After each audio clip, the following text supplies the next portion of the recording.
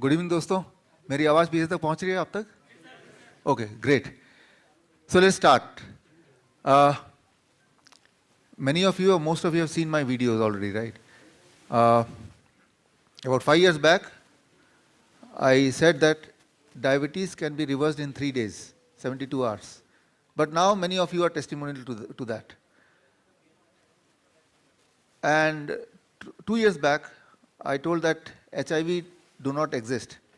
I have with me many patients, those are not taking any tablet, and whenever they check their HIV status, it comes to be negative. It was the tablet, thank you. It was the tablet which was keeping them HIV positive, not the virus itself. Today is one more day where we are going to see a new truth.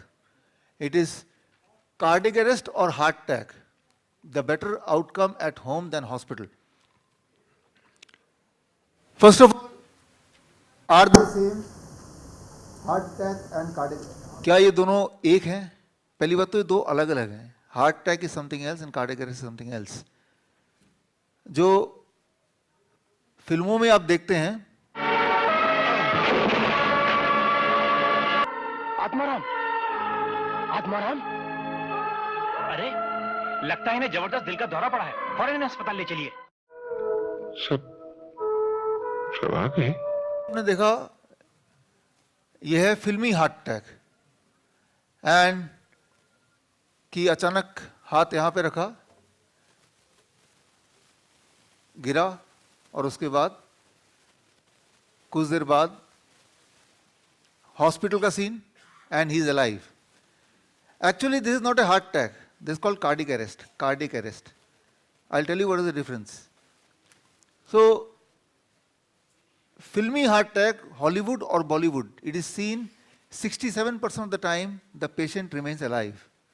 One research was done on all the movies, collecting all the movies together where there is a heart attack scene, actually cardiac arrest scene. And there it is seen that most of the time patient goes to the hospital and the next scene is patient revives. But the truth is, the reality is, if you suffer cardiac arrest, then the chances of revival is less than 10%. This means if 100 people suffer cardiac arrest, only 10 people will live and 90 are going to die. So, one contribution why all this confusion may be the Hollywood or Bollywood. So whatever we see, that's what we start believing.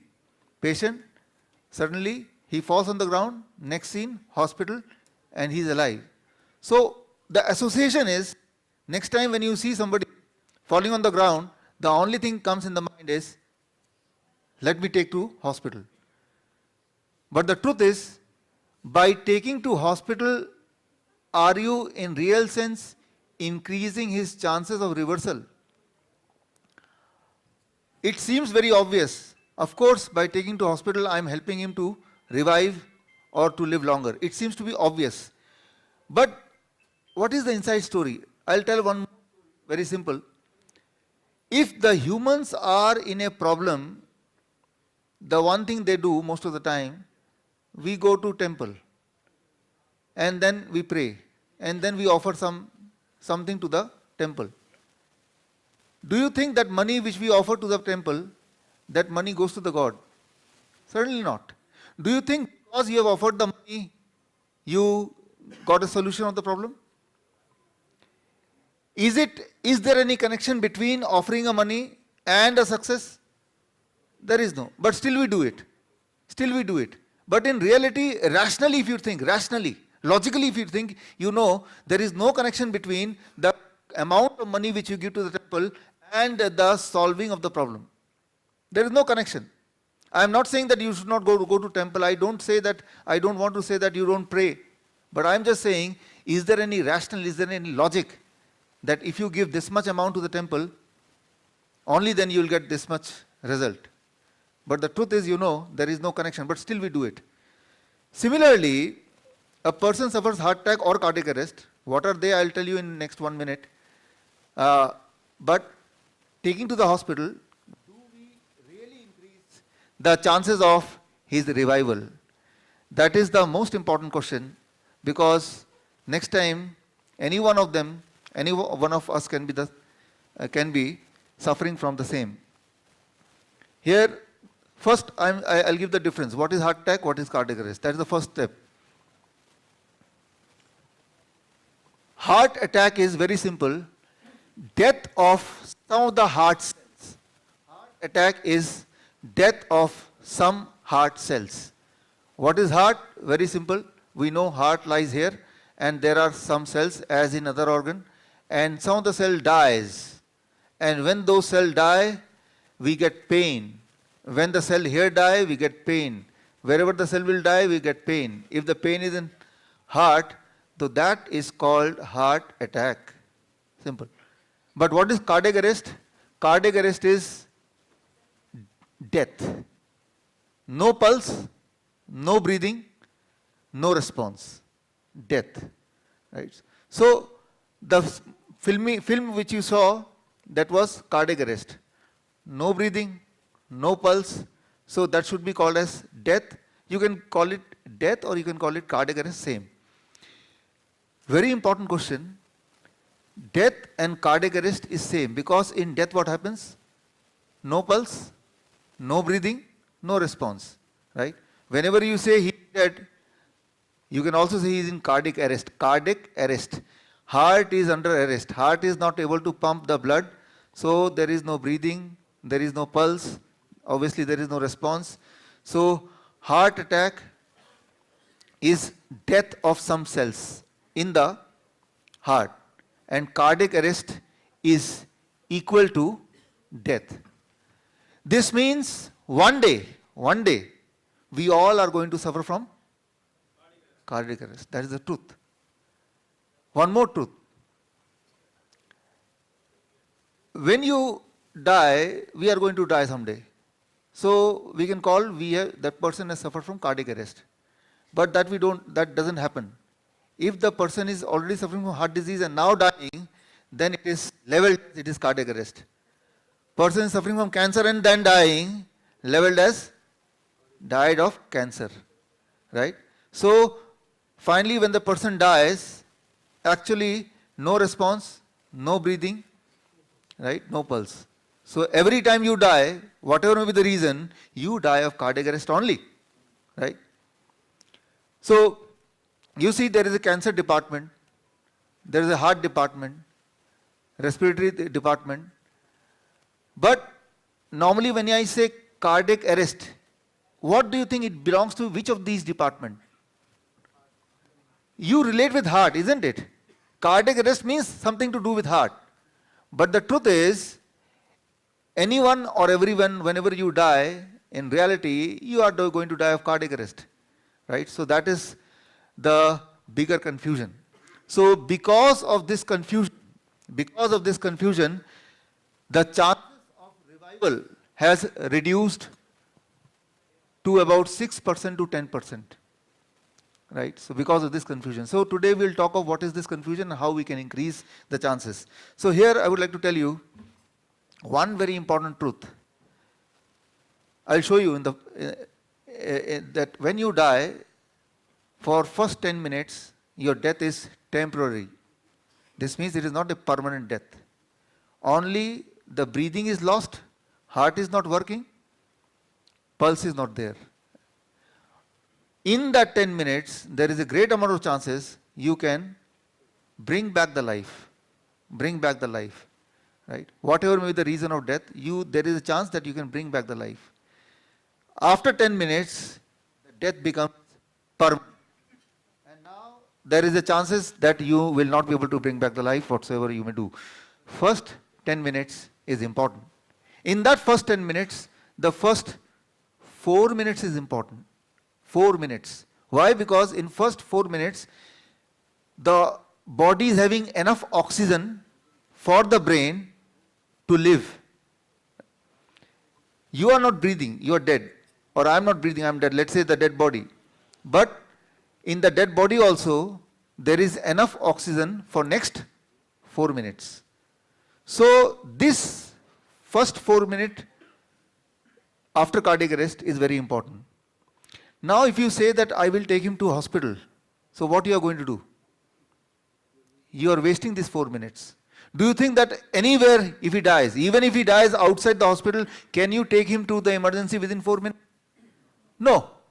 So the very thought, the first thing that I will take him to the hospital is going to kill him permanently. Permanently. So that is the most important thing. We'll come to that. So normally if you see, it is said that 10% death is because of cardiac arrest, but when they say like this, they refer to somebody is already having existing heart disease and now he is dying, so they take that only as a cardiac arrest, and rest of the death they do not consider as a cardiac arrest, and that is the thing. But otherwise, definition wise, clinically, cardiac arrest and death are same, right? Same. Now, first out of these two, I talked about cardiac arrest, I talked of heart attack. Which one is more dangerous? Yeah. So heart attack is not that much. So let me start with something simple first, right? What is heart attack and how we can we do something about it? Answer is yes. That's why we are here. What we can do? Let's say if you see somebody having heart attack, what is heart attack? If his heart cell is dead, that is heart attack. How you will know? You will know, he will report pain in these places, the red places. If he report pain in any of these places, there is a chances that he may be suffering from heart attack. I said he may be suffering from heart attack. I didn't say that he is suffering from heart attack. Try to understand, right? So how you recognize a person is suffering from heart attack? If he says, complains, lot of pain here, lot of pain here, the kind of pain that he is very difficult to bear with it. He's screaming with pain and he's referring to the pain and these places where you see the red mark. There is a chances that it can be heart attack. It may or may not be heart attack. If it is a heart attack, what to do? First of all, how to recognize, and if it is not, then what to do, right? So these are very, very important thing, but try to understand if it happens at that time you are not in hospital, right? And even if you take to hospital, what they are going to do, that also I am going to discuss, right? So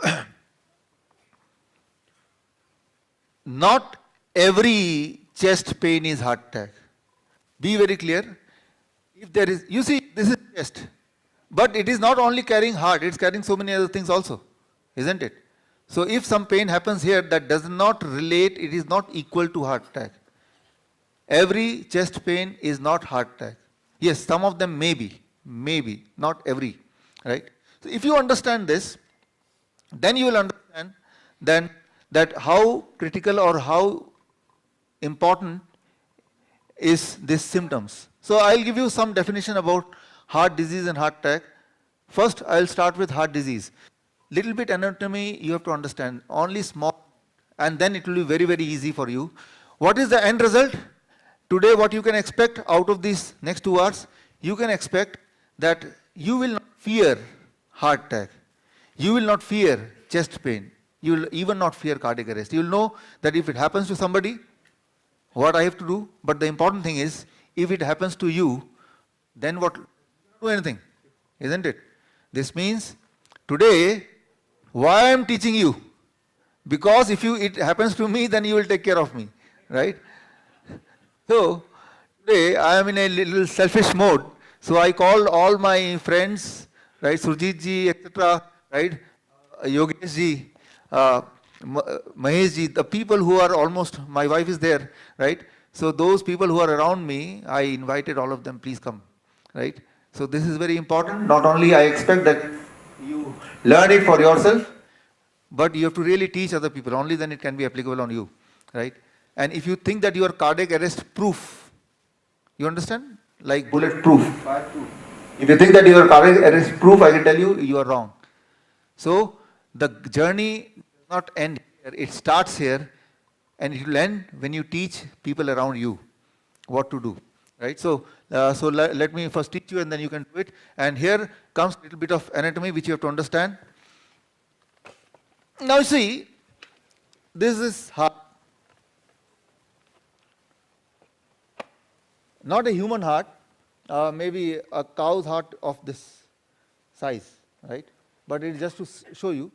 Now, if you see, heart consists of, as you all know, there are 4 chambers, right? All, and 2 chambers at the top, 2 at the bottom, and then arteries are there, and atrium is there, ventricular is there. There are 4 valves are there. Now you see this part, this you can say the wall of the heart. This wall can be sick. It can have an inflammation. It can have some kind of wound, internal wound. And if inflammation happens inside the wall, that is called heart disease, will that give you a pain? What do you think? It will give you a pain. But that pain is coming from the heart, but that is not a heart attack. Coming from the heart, not heart attack. It can be called as endocarditis, myocarditis, pericarditis. There are so many names. But you focus on last. Tis means there is some inflammation. Endo is inside wall some inflammation, outside wall some inflammation.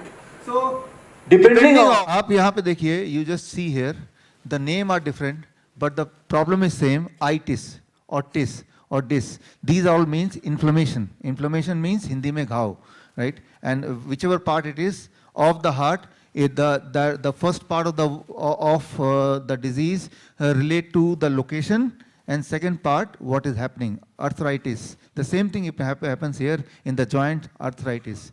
Then comes otitis, right? So there are pancreatitis, gastritis means the same thing happens in the stomach, gastritis. So these are the things to confuse, but whatever may be the location, the end result is fatigue, breathless, weakness. Edema means, anybody? Swelling, right? So end result remain the same. If you see, there is a long list of disease, heart disease. Now you see mitral valve prolapse, mitral insufficiency, aortic insufficiency, then stenosis. This means this is something to do with the valves. There are 4 valves. And on that valve, there can be some calcium deposit, stenosis, right? That valve may not be able to open and close properly, insufficiency. So if there is something to do with the valve, then according to that, a name is given. But the important thing you see, this side, that is left side, my left side is changing, but the right side remains the same. Did you notice this? Right? It remains the same. Whatever is the disease, the symptom remains the same. It doesn't change. The same discomfort. So if I change the slide, again, the name of the disease changed, heart failure. Heart is not able to pump the desirable amount of blood, heart failure, right? So now cardiomyopathy, again it is related to this wall of the heart. Interesting one is Tekodosubo. Tekodosubo means broken heart. Somebody can die of broken heart. Means somebody whose heart got broken because of some emotional problem. So at that time what happens, one of the chamber, the left ventricle, one of the chamber, it becomes like a pot. It becomes bigger like a pot. And that is called Tekodosubo. In Japan, they use a small kind of pot, and that is to catch the octopus. So the shape of one of the chamber becomes similar to that, and that also gives all kind of symptom, but that is not heart attack. It can be called heart disease, it is not heart attack, but it gives the same and similar symptoms of heart attack. It gives chest pain, it gives weakness, it gives fatigue, all the things. So out of all the disease which I have just shown you, one disease, that is coronary artery disease. And now here you can see there are some blood vessels. If you can see, can you see that? This blood vessel, if it gets blocked because of cholesterol or calcium or whatever, any kind of thing, then the blood flow towards that particular artery will not be there. This means the skin or the cells nearby, they will die. And the cells nearby will die, and that will give you pain. This is called heart attack. You see, you can get chest pain because of so many conditions, and all of the conditions related to heart only, but one of them may be called as heart attack, right? But now, if you go to hospital with any of these conditions, most likely they will relate it with heart attack only. They will relate with coronary arteries disease only, because for this disease they have a huge business setup. Angioplasty, angiography, right? So bypass surgery. So that is relevant for them, because relatively that is more paying. But the truth is, every pain may not be heart attack, or every pain may not be angina.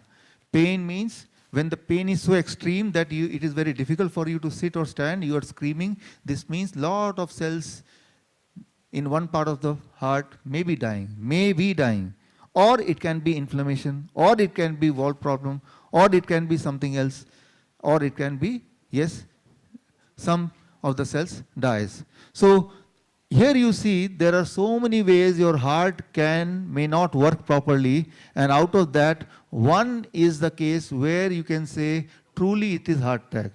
So the chances of this happening is not that much as we expect it to happen, right? So yeah. So you may be suffering from heart disease, but that disease should not be called as heart attack.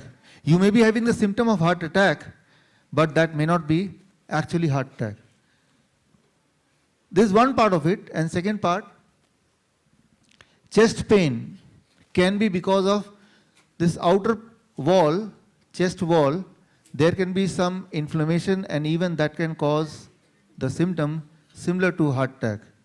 Or the most important thing, gastroesophageal reflux disease. This means the pain is from the stomach. The food which we eat, there is a food pipe, and in the food pipe there is a valve. That valve stops the food from coming up.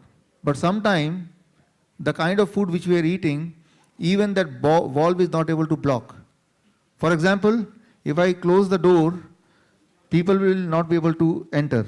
But somebody, if they push hard the door may break or door may still open, and the person can enter. The same thing happens to the the esophageal valve. Normally the food, it can stop. But sometimes the kind of food which we eat, this valve is not able to stop, then the food comes out here, and when the food travels back through the food pipe, that gives the same kind of feeling, same kind of pain, same kind of symptom as of heart attack. And in panic, you are taken to the hospital, and I can tell you one very important thing. There is no way to know truly whether it is a heart attack or not. I'll come to that. So, but they guess, and mostly you'll see doctor comes out within 10 minutes and say, he can survive only if we do angioplasty right now. And then we do not have any choice, and we say, okay, do anything, but he should be saved. I'll come to that part, but here I want to tell you that these are the non-heart cause of chest pain or heart attack similar symptom. For example, sometime if you are in anxiety, if you are in stress, only stress can cause you the same symptom as of heart attack. Stress. This means your body is perfect, your heart is perfect, everything is perfect. Extreme stress can also, extreme emotional turmoil can also give you the feeling of heart attack. Even pneumonia, lung disorder can also cause the same kind of symptoms, same kind of pain which you cannot distinguish. Nobody on earth can distinguish from heart attack. So this means, because of what I believe, Hollywood heart attack or Bollywood heart attack, we have understood that if there is a heart attack, the only thing is that I'm going to die, take me to hospital. But there are a lot of ways you can have the same symptom which otherwise you may confuse as a heart attack. Now, assuming you have a pain right now, what are the steps we must do and what are the steps we must avoid? Let's come to the point.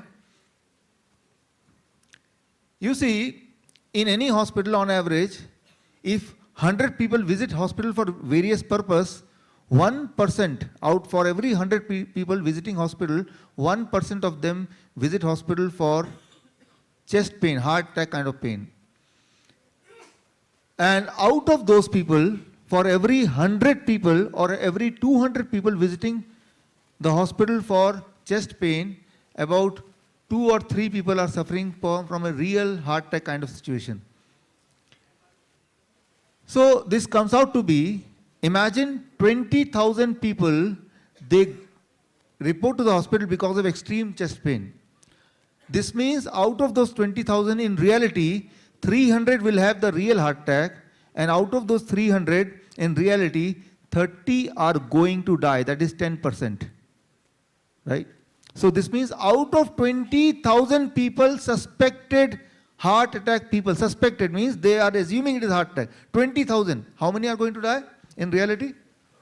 Only 30. Only 30. That is equivalent to 0.15% of the chest pain patient die, 0.15. Do we need to worry? I'll give you next slide. In India, 15.5% people die of diarrhea.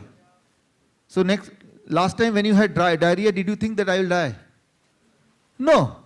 So when you have diarrhea, when you have loose motion, if at that time you are not worrying about your death, then if you have chest pain, why need to worry or why need to panic? Right? Diarrhea 15.5%. Thank you. And chest pain converting into real death, 0.15%. It is not the problem is not the chest pain. The problem is the fear factor. The fear. Here there is no fear, right? Because diarrhea is not perceived as a lethal or dangerous situation. But the truth is more people die of diarrhea in comparison to chest pain. That you have to understand. So here, till now what I talked is what is heart attack or what is chest pain or what is the symptom and what can be the causes. There can be heart causes, there can be non-heart causes. There can be really, one can die, but the possibility is very, very less, right? Now what is cardiac arrest? As I told you, cardiac arrest means no response, no breathing, 2 words. A person is lying, step 1, you ask the person, you tap the person, he is not responding, then try to hear, try to see, feel whether he is breathing or not. No breathing, no response, these 2 things if happens, you may conclude he is into cardiac arrest. Cardiac arrest means temporary death, not death, but yes, temporary death. So, cardiac arrest cause can be cancer, it can be during the dialysis it happens, the patient goes in cardiac arrest. Anaphylaxis, this means any kind of allergic reaction, or most painful, sudden infant death syndrome. Child suddenly dying without no reason. So these are the main causes of cardiac arrest as it is said in the literature. But technically seeing, we all are going to die, and when we die, there is no breathing, no response. So that also you can call as cardiac arrest. So there are a lot of confusion. But one, these are things which are more prominently written in the medical journal, but the second truth is ultimately we die of cardiac arrest only. So these are the things which causes more of the cardiac arrest. Antibiotic, antidepressant, antifungal, antihypertensive. You see anti, right? So when you go anti your body, there is a more chances that your heart may stop. One thing I must tell you, more people die of cardiac arrest because of low blood pressure in comparison to because of high blood pressure. Low blood pressure causes more death. Low blood sugar causes more death than high blood sugar. So it is the antibiotic, anti-fungal, anti-hypertensive, actually it is anti your body itself. So if you are the one who is on this kind of drugs for long time, so that can lead to what we call as cardiac arrest. Now, till now, if we conclude whatever we have understood, for every 700 people having chest pain, 1 is going to die. For every 100 people having heart attack, 10 is going to die. For every 100 people is having cardiac arrest, more than 90 is going to die.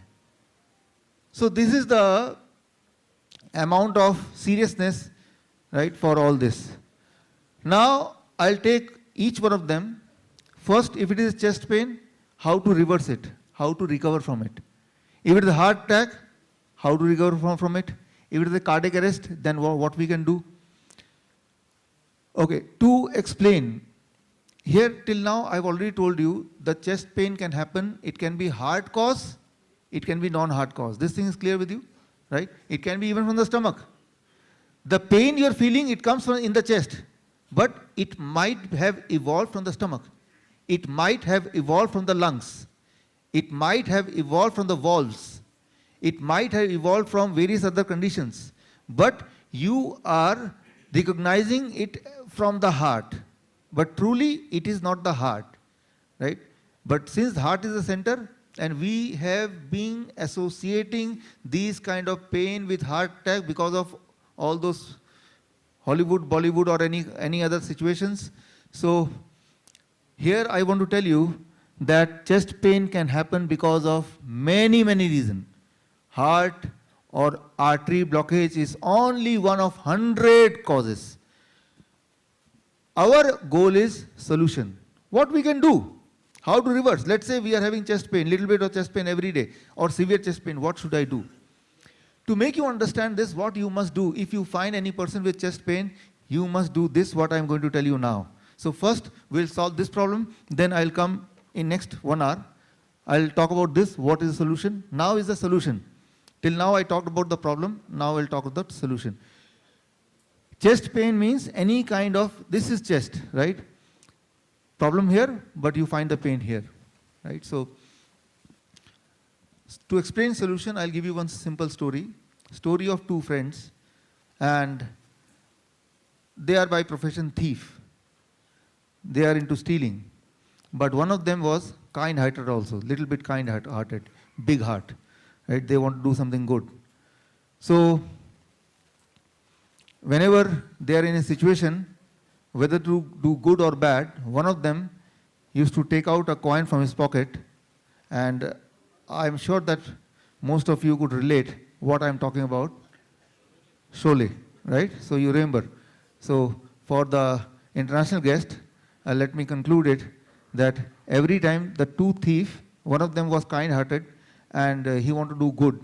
So, but whenever there is a tricky situation, to convince the other, right, he used to take a coin out and he is saying, okay, I'll toss the coin, and if it is head, so we'll take this policeman, injured policeman, to the hospital, and if it comes tail, we'll run away from here. So incidentally it comes head. So audience and that friend, they think, okay, it is by luck, it is coming head, and they are taking the policeman to the hospital. So every time situation comes, they take out a coin and they toss it, right? So only in the end, the secret revealed. So for the international guest, I'll just take 20 seconds to show you the scene. Why I'm showing the scene? Because our body is having lot of similarity. Inside the body there is a coin or something similar to coin. When our body decides which direction to go. To make you understand this in a simplified manner, I am going to show this clipping, and along with that I'll try to explain a little bit so that a very complex body's mechanism you are able to understand in a simplified way, because my aim is so that you are able to utilize this body's mechanism once you go back home. That's why I am taking the reference of this movie. So here you see, to just recall your memories.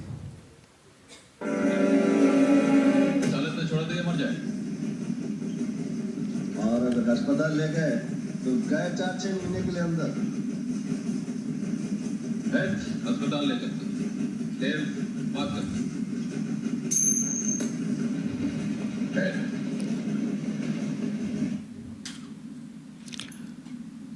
So only in the end,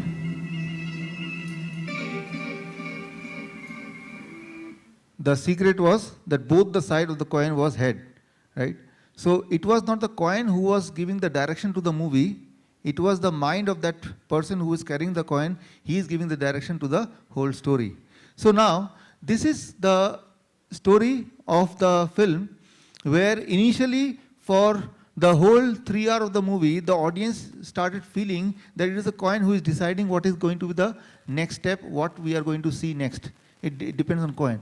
But only when he died, then it is realized actually both the side of the coin were having head. So the same thing is there in the body as a mechanism. For example, it is called angiogenesis. You see, we have blood vessels, about 100,000 kilometers of blood vessels. And for every cell of the body, there is a blood vessel not more than 1 millimeter away from that cell.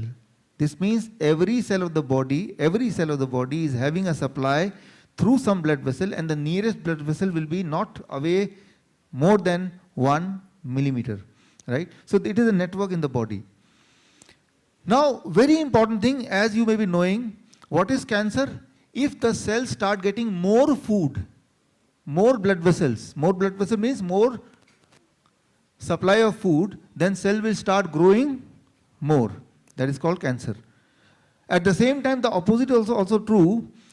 That is becomes heart disease. If the supply is less, then the cells start dying, and that gives us heart disease. That gives us angina. For example, when the blockage happens, the cells don't get the oxygen supply, blood supply, cells start dying. So you see, in our body, if oversupply, it will lead to one problem. It undersupply, it leads to another problem. Question is, who decides how much supply of blood and oxygen to give to each of the cell?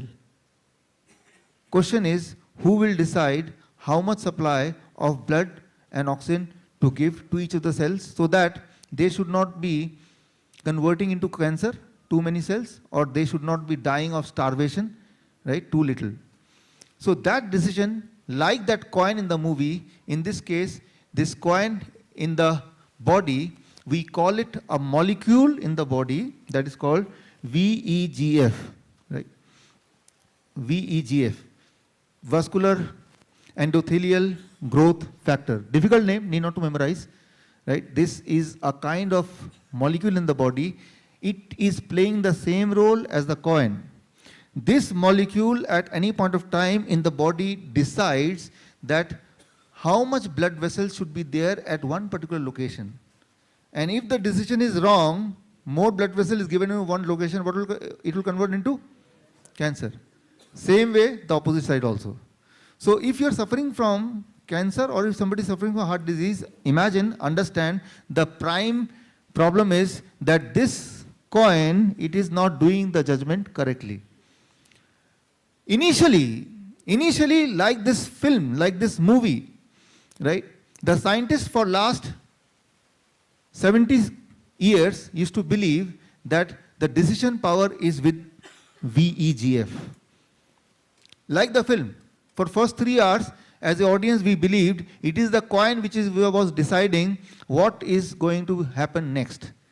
But only at the end we came to know it is not the coin, it is the owner of the coin who was deciding what to do, and accordingly he is tossing the coin, isn't it? The same thing happened with this. The body's mechanism which I am talking about is called angiogenesis, which got a Nobel Prize in 1931. It got a Nobel Prize in 1938. It got a Nobel Prize in 2004. And now finally in 2019, 2 months back in October, it got a Nobel Prize, because now finally scientists could understand that the coin, we used to believe it is this who is deciding, but in reality the decision is not of his, the decision is someone else. And that someone else, in the movie it was this character, but in the body that character is, the next slide, these are the chemical, you can read it, lycopene or anthocyanin, ursolic acid. These you can relate, these are like the mastermind who decides that what to do the next. This this is the face, but this decision is taken by the mastermind in case of the movie. But here, this VEGF, the molecule which is produced in the body, seems to be playing an important role in controlling the direction of blood vessel or the production of blood vessel or how long the blood vessel will be. But in reality, this is also controlled by something else, and that control in real sense is with this. Now you'll ask me, what are these chemicals? These are the chemicals which are found only and only in plants. These are called plant bioactives, right? Thank you. Now, let me add something very important. 2019, the Nobel Prize is not just for knowing better about that the main control is somewhere else, but here the scientists are trying to make some chemical very similar to something which is naturally there in the plants. So that chemical may take few years, but why to wait few years? Our nature and God is already producing it in ample, but it is in plants. And I can tell you, I have list of research paper, as you can see here, and these research paper is from last 10-15 years only. In last 10-15 years, scientists could understand that it is the plant bioactive, those molecules which are the deciding factor whether you are going to suffer from cancer or heart disease or whether you are going to be healthy. The only thing is, only one thing, if you have abundance of more amount of those plant bioactives, plant molecules, then even if you were sick, you will get cured. That is not my opinion. Of course, it's my opinion, but that is something which is the conclusion of all this journal report. So these are, if you want the link of this, I can give you at the end. But the conclusion is, the person is sick only because of one reason, when those plant bioactive is in less quantity, in less amount. And if the person is sick and you increase the quantity of those plant bioactive, then the disease process can reverse. So here I can conclude with one example. This is the biggest ever study on nutrition and human health. It started in 1990, it finished in 2017. You see, 27 years of study. And in this study, it was 195 countries participated in the study. Finally, it came in 2019 in the medical journal. So this year only, 2019, this is 2019, right? So, but you may not be knowing about this study because this study, whatever it concludes, that cannot make maybe a big business, but it can make a big sense. So here they found that the country and the people who eat more plants are the people who are less sick. And the country and the people who eat more animal are the people who are more sick. So that consistent result was published in Lancet 2019, that is in the beginning of this year, and that is a long study, 27 year, 195 country. It is a huge study, and the result is something similar to what you're seeing here. So even American Heart Association this year, 2019 guideline, they changed their guideline. In the guideline also they included that you increase the quantity of plants and vegetables, and you decrease the quantity of animal protein, and you remove milk product as a food. So that happened in last 200 years, the first time it happened, then that when milk and milk product is removed from the food list. Now milk is no more a food, officially milk is no more a food, right? Like this is not a food, right? It cannot be in a food list. Right? It may look to be good, you can keep it in your hand or pocket, but do you want to eat it? No, because you want to eat food and you do not recognize this as a food, right? Similarly, now American Heart Association, one of the great body, they have recognized that dairy product and milk product is no more a food. So they have dropped it from the list of food because it is seen it is not improving your health condition, it is not making your bones stronger, it is giving you heart disease. And being a representative for heart, they were forced to take milk away from the list. Just imagine dairy industry is such a strong industry. In spite of that, they had to remove it. This means their evidence against milk must be substantial and consistent. So they did not have any choice than to remove it altogether. They did not say reduce it. They just say drop it, right? And that is really amazing. And it is not just American Heart Association. This year, 2019 is a great year for medical science, not medical pharmacy. And that is, you see, Canadian Food Guideline 2019. What you can see, what you can recognize more than 50%, only plants and raw vegetables. And rest, grains. And if you see animal food, if at all it looks like animal food, that is very, very small amount, right? It is mostly plant-based proteins, right? So the picture they did not elaborate. You see, the Canadian guideline, they just launched this picture, but they did not say what is this white, right? With some dairy product, little bit, right? So they have squeezed this and they have increased it, right? Slowly, slowly, dairy product, animal product, they are taking it, making it smaller every time, and slowly, slowly they are increasing the fruits and vegetables, right? And so it is a clear indication, which was also proved in this year Nobel Prize winning science, that if you increase this quantity, so what will happen? A cancer patient who is having more blood vessel or less blood vessel? More. So the moment you start eating this way, the body will reduce the blood vessel from the cancer cells, and automatically the cancer cell will die their own death. On the other hand, the body will increase the blood vessels towards the heart if some heart cells are dying, and the chest pain or angina or any discomfort or fatigue, all those things are going to get reversed, it is going to get corrected. And that really happens within few days. I know, because we have been doing it for last several years. So you see, what do you think, what is this?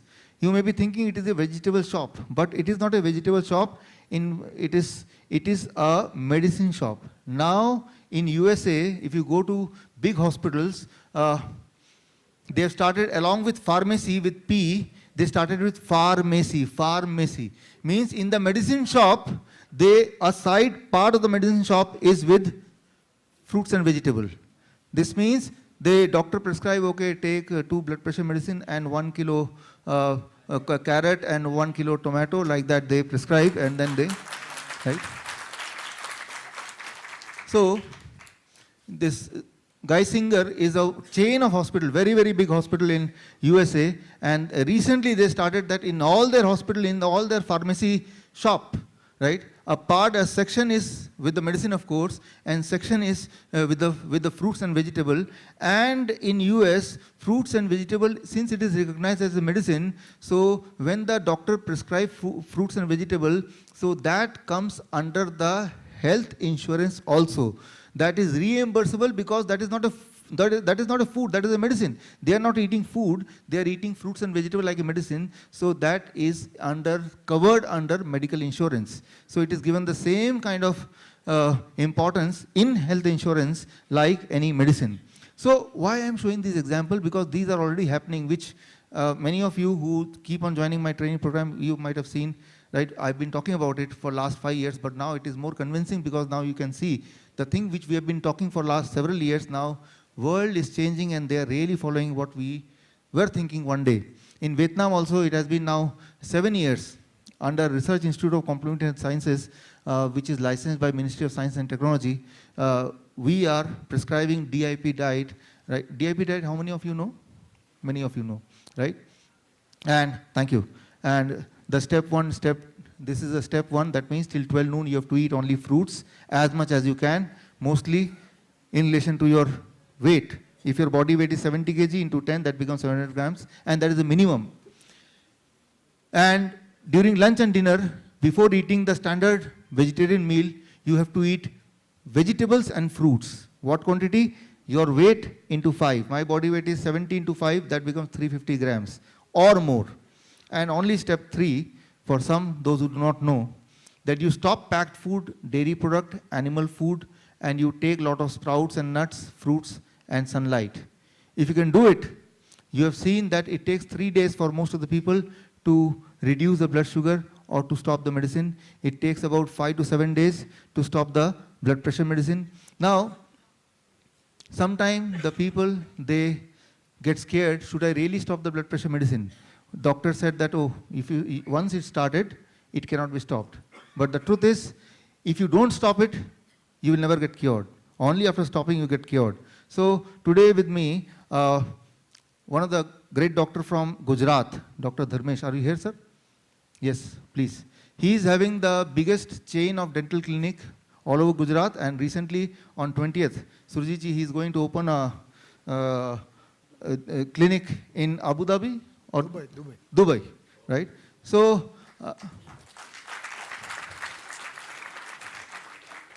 so Dr. Dharmesh, he just shared with me his experience. So I want you to share the same experience with my audience. Hello, good evening everyone. Myself Dr. Dharmesh Thakkar. I am a dental surgeon. I have Gujarat largest chain of dental clinic. I am also owner of one big pharmaceutical company in Gujarat. I just follow DIP diet of Dr. Roy, only morning only fruits. I just following his morning fruits diet. I didn't know that I am free from the blood pressure drugs, which I am taking since last from 7 years, is Prolomat 80, 50 mg. Once I forgot it and I mark. When I forgot the drug, the alarm was ringing on my mind. I was too much angry. There was too much perception on my face. It means I cannot do work without that medicine. Once I forgot it. I don't know. The alarm was not ringing. So after reaching home, I forgot that drugs. So I marked, maybe I am free from that drugs. So then I quit that drugs, and I quit that Prolomat 80 since last from 3 months. Now I am totally free from that blood pressure drug, and I never cheat from that diet since last from 3 months. Thanks, Dr. Roy, I am free from that blood pressure drug. Thank you, doctor. Thank you. Thank you, doctor. So, just one example. So, next time when you think that doctor told me that once you started the blood pressure medicine, you cannot stop, think of Dr. Dharmesh. He himself, as he just said, that if someday he forgets the medicine previously, right? So, a lot of symptoms used to appear. Then after starting this fruit diet, only part of it, after some day, once again he forgot that drug. But that time there was no symptom. So he was surprised. Then intentionally next day he again forgot the drug. Intentionally. He did not take the drug. And again there was no side effect. Then he checked the blood pressure and it was reduced. And then he thought of stopping the blood pressure medication. So it happened, and it happens always. If it do not happen, then it is surprising to me. And it is a natural tendency. The moment you are on this kind of diet, within 7 days your blood pressure has to come down, and within 7 days you have to stop the medicine. So now, if you are on this kind of medicine, how to stop the medicine, that is something which I must tell you. So let's say you want to start the diet from tomorrow, and you are already taking blood pressure medicine. So many times many of you ask me question through YouTube, should I stop the medicine and then start the diet, or should I first start the diet and then stop the medicine? Step one important slide, and clarity of how to handle the medicine. One slide only. For example, if you want to start the diet from tomorrow, for example, if you are on blood pressure medication and you want to start the diet from tomorrow, today you check your blood pressure. If the blood pressure is between 150 to 160, then continue the medicine 100% along with the diet. Right? This means medicine need not to stop. You carry on taking the medicine along with the diet, check after 1 week again, and if the blood pressure drops further, then only you can think of dropping the medicine. Let's say, if your blood pressure falls between 120 and 150 with medicine today, tomorrow you want to start the diet, this means tomorrow if you start the diet, tomorrow you must reduce the medicine by 50%. Right? And after 1 week you check the blood pressure again, and probably you will not need any medicine. If Tomorrow you want to start the diet, and today you see your blood pressure is less than or equal to 120 already, of course with medicine, then tomorrow you must stop the medicine altogether and then start the diet. Because along with the medicine, if you start the diet, in this case, what will happen? Your blood pressure will go too low. And that is again not very useful. It is going to be harmful for you. So this is a simple strategy which will make a clarity in your mind that to stop the medicine or not to stop the medicine. So to answer this question, this one slide is enough. Now, I talked about blood pressure. Now I must talk about blood cholesterol. And something really very interesting, you will like it, I am sure. Till 2016, total number of research paper which got published in all over the world on cholesterol is 2894 studies on cholesterol. Total number of research happened all over the world on cholesterol is, till 2016 is 2894. British Medical Journal, the #1 journal, they collected all the research paper on cholesterol and read all of them and made a final conclusion. And the final conclusion is, cholesterol is not bad, it is good. Rather, if you reduce LDL, the bad cholesterol, then it may be harmful to you. Try to mark. Right? The cholesterol is not bad, it is good for you. And the LDL, the bad cholesterol, which is called as bad cholesterol, is not bad in reality. If you reduce that LDL, so-called bad cholesterol, then it may be injurious to your health. And that is the final conclusion of BMJ Open 2016. And after that, all the heart associations of the world, they started thinking once again, should we really prescribe the medicine or not? But the final verdict has not come from the association. But the truth is here that all the study only points that if you are taking cholesterol lowering medicine, once you go back home, take the medicine and throw it out. Right? You do not need it. Right? Now, I talked of blood pressure medicine, I talked of blood cholesterol medicine. One medicine I must talk that is blood thinner, so-called blood thinner.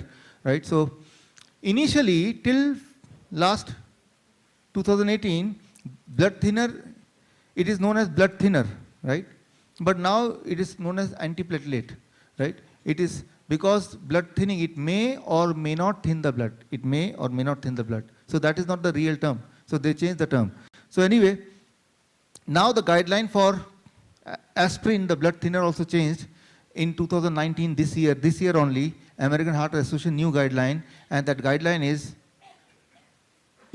ask yourself, before you take the next aspirin, ask yourself, did I had a heart attack or cardiac arrest or brain stroke in the past? Answer is no, you don't need aspirin. How to decide, do I need it? Ask, did I had a heart attack, brain stroke, cardiac arrest? Answer is no, you don't need it. If the answer is yes, there is a chance that you may or may not need it. Right? That we'll talk a little later. But surely you don't need it if the answer is no.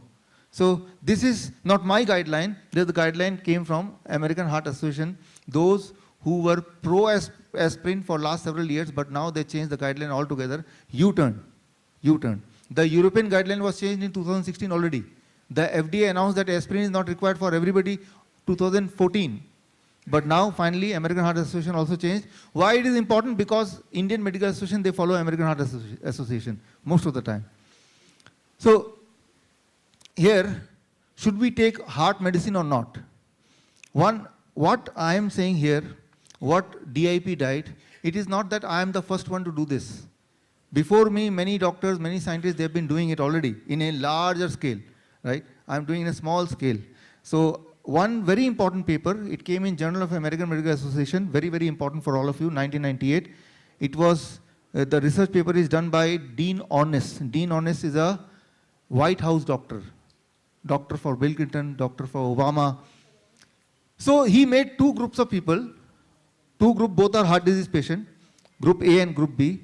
Group A, with all the medicine they are taking, continue taking it. Group B, he stopped all the medicine. Instead of that, he started giving them the kind of food which I suggest, the DIP kind of food. And he kept following both the groups. He saw after 1 year, after 5 years, that the group those who were taking all the medicine as prescribed by the doctor, their blockage, the blockage in the heart, in spite of taking the medicine, it was increasing. And the group 2, in spite of stopping the medicine, but since they were taking the food, the kind of DIP diet, which I suggest, after 1 year, 5 years, their blockage was reducing, right? So what I mean to say that if you think by taking medicine, I am preventing the disease or I am halting the chances of heart attack, it is not true. When you take medicine, even then the blockage keeps on increasing. But if you, in real sense, if you want to stop the progression of a disease, then first you stop the medicine with that rule I told you, and second, you start the DIP diet. And the moment you do it, the important thing is the angina, which is the first stage of heart attack, angina, the heart pain, chest pain, for any reason. I have seen with my experience, it takes about 1 month to be free from most of the kind of chest pain, 1 month. Whether the chest pain is because the inflammation between the heart muscles. I've shown you the heart muscles. Right? These are heart muscles. If there is inflammation inside, it will cause chest pain. Right? Or whether it is a valve disease, it will cause chest pain. Right? So, or whether it is a coronary disease, that means blockage, cause chest pain. Whatever may be the cause, or whether it is esophageal cause. Important is not what is the cause. We are more concerned that I should get relief, I should get cured, right? So, and that is feasible and that is possible, and it is always possible if you do it the DIP diet way. Now, Dr. Dharmesh, he just told that he just followed it only 50%, only 12 till 12 noon fruit breakfast and rest of the day same. So for him maybe it took 2 month time, 3 month time, but I suggest you follow 100%. And I know, as we see in Vietnam, every month we do diabetes tour and lot of research, and there are thousands of patients in Vietnam and thousands of patients in India and Malaysia, wherever we have our center, and we have seen all kind of chest pain, including gastric esophageal reflux disease. That is the most severe kind. The kind of pain you may have, you cannot imagine unless you yourself has experienced it. Those things get resolved maximum within 1 month. That I have seen myself in thousands of patients, right? So the first problem is chest pain. If you or anybody you know is suffering from chest pain, first of all, he is not going to die. The chance of death is very less. And second is, immediately ask him to start with DIP diet, and if he can do it, it will take at most 1 month to get a relief, right? So that is one solution of one problem, that is chest pain. Now, sometime what happens, that it is called congenital heart disease. Congenital heart disease means, here, if you can see here, between the two chambers, there is a wall, right? There is a valve. Between the two atrium, there is a wall, W-A-L-L, wall. And sometimes there is a hole in between the valve, right? This means the blood passes through the hole. This means the blood gets mixed up, and that is called congenital ASD, atrial septic defect, or VSD, ventricular septic defect. These defect happens when we start growing in early childhood, but sometime it is detected after you cross 60, because by that time that hole becomes so big that the blood from the lungs, the fresh blood from the lungs, and the blood from the heart which is returning from the body, they get mixed up, and that is the end of the life. The person dies, right? So I have seen, even in those cases which is unimaginable, it takes about 3 to 4 months of strict diet. Strict diet means, when I say strict diet, you assume that plate 2 I remove it. If you can do it, right? And if the person was suffering from ASD, atrial septic defect, means the valve which differentiate between the two chambers, the wall is having a leak. Blood is passing through the leak. That leak itself gets filled, right, by this kind of food, and it takes mostly 3 months. So at least one example I have. Thank you. Thank you. So one documented example I have, the person belongs to Ajmer, And if you see my YouTube video frequently, if you have seen that polio YouTube video, did you see that? In that one, that man has come on the stage like Dr. Dharmesh Thakkar as he came, and he gave his testimonial. And if you want to read about his literature, I have published that paper in EC Cardiology 2019, and there I give the complete case study. This case study is there in my website also. What I want to insist is, the patient may be a heart disease patient, there may be a big problem, I agree, but there is a solution. There may be a big problem, patient may be very, very sick, but if he is alive, there is a solution. He can be free of the disease, he can be free of the pain. That I can tell you with my experience, and it happens most of the time. The only thing is that he should be able to follow it, he should promise that he can do it. So, coming to the chest pain again, you see, I told you, if 700 people, they have chest pain, one is going to die. But do we need to worry about it? Not much. Why? Because after this lecture, you all are going to, you will go back to home, and many of you have to cross the street, right? So, National Safety Council says, for every 700 people crossing the street, one is going to die, right?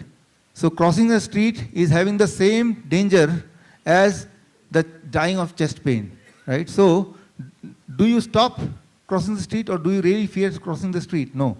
So, the point I want to make is, chest pain is need not to panic. If somebody is suffering from chest pain, need not to panic, because when you cross road, you don't panic, right? Rarely, rarely it may convert into death. Rarely, rarely. But instead of focusing on cure, instead if you go to hospital, what is happening, that I am going to talk about a little bit, so that you know what to do. So this is the first part we discussed. If chest pain is there, how to help yourself. But sometimes chest pain is so severe that you want a solution right now, not after 1 month, right? So, which happens mostly in the case of real heart attack. Chest pain is so severe, you want solution immediately, within 1 second or 1 minute, not within 1 day, not within 1 month, right? So if that is the situation, then what to do? And that situation is a little more dangerous, because there out of 100 people, 10 are dying. Here, what not to do, I'll start with that. If you find a patient with suspected heart attack, very severe pain, what you think till now you are doing? What do you think that one would do? Anybody? Take him to hospital, right? That is the logical thing. Extremely pain, emergency situation, take him to hospital. Once you take him to hospital, the first thing in every hospital, what they will do? They will put an oxygen mask, right? That is again filmy kind of thing. You take him, put an oxygen mask, and you feel relieved that he can be saved. But the truth is, oxygen mask, if put, the dying chances increases by 3 times. Putting oxygen mask, you want to clap? No. So, putting oxygen mask increases the dying chances of death. So now, it is 2013, it was discovered in 2012, because since last 100 years it was believed that oxygen is good for health, so more oxygen means more health.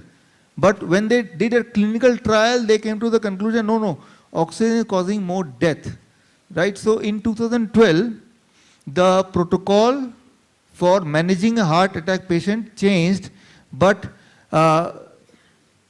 traditionally in the hospital they did not change, only in books it changed. But traditionally, even now, when you take any patient to the hospital, they do not follow the new protocol, they just put the patient on oxygen. And in spite of that, many times the patients are alive. So you see, that is the miracle of the God, that in spite of putting the oxygen, it is not because of the oxygen he is alive, it is rather, in spite of putting on oxygen, he is alive.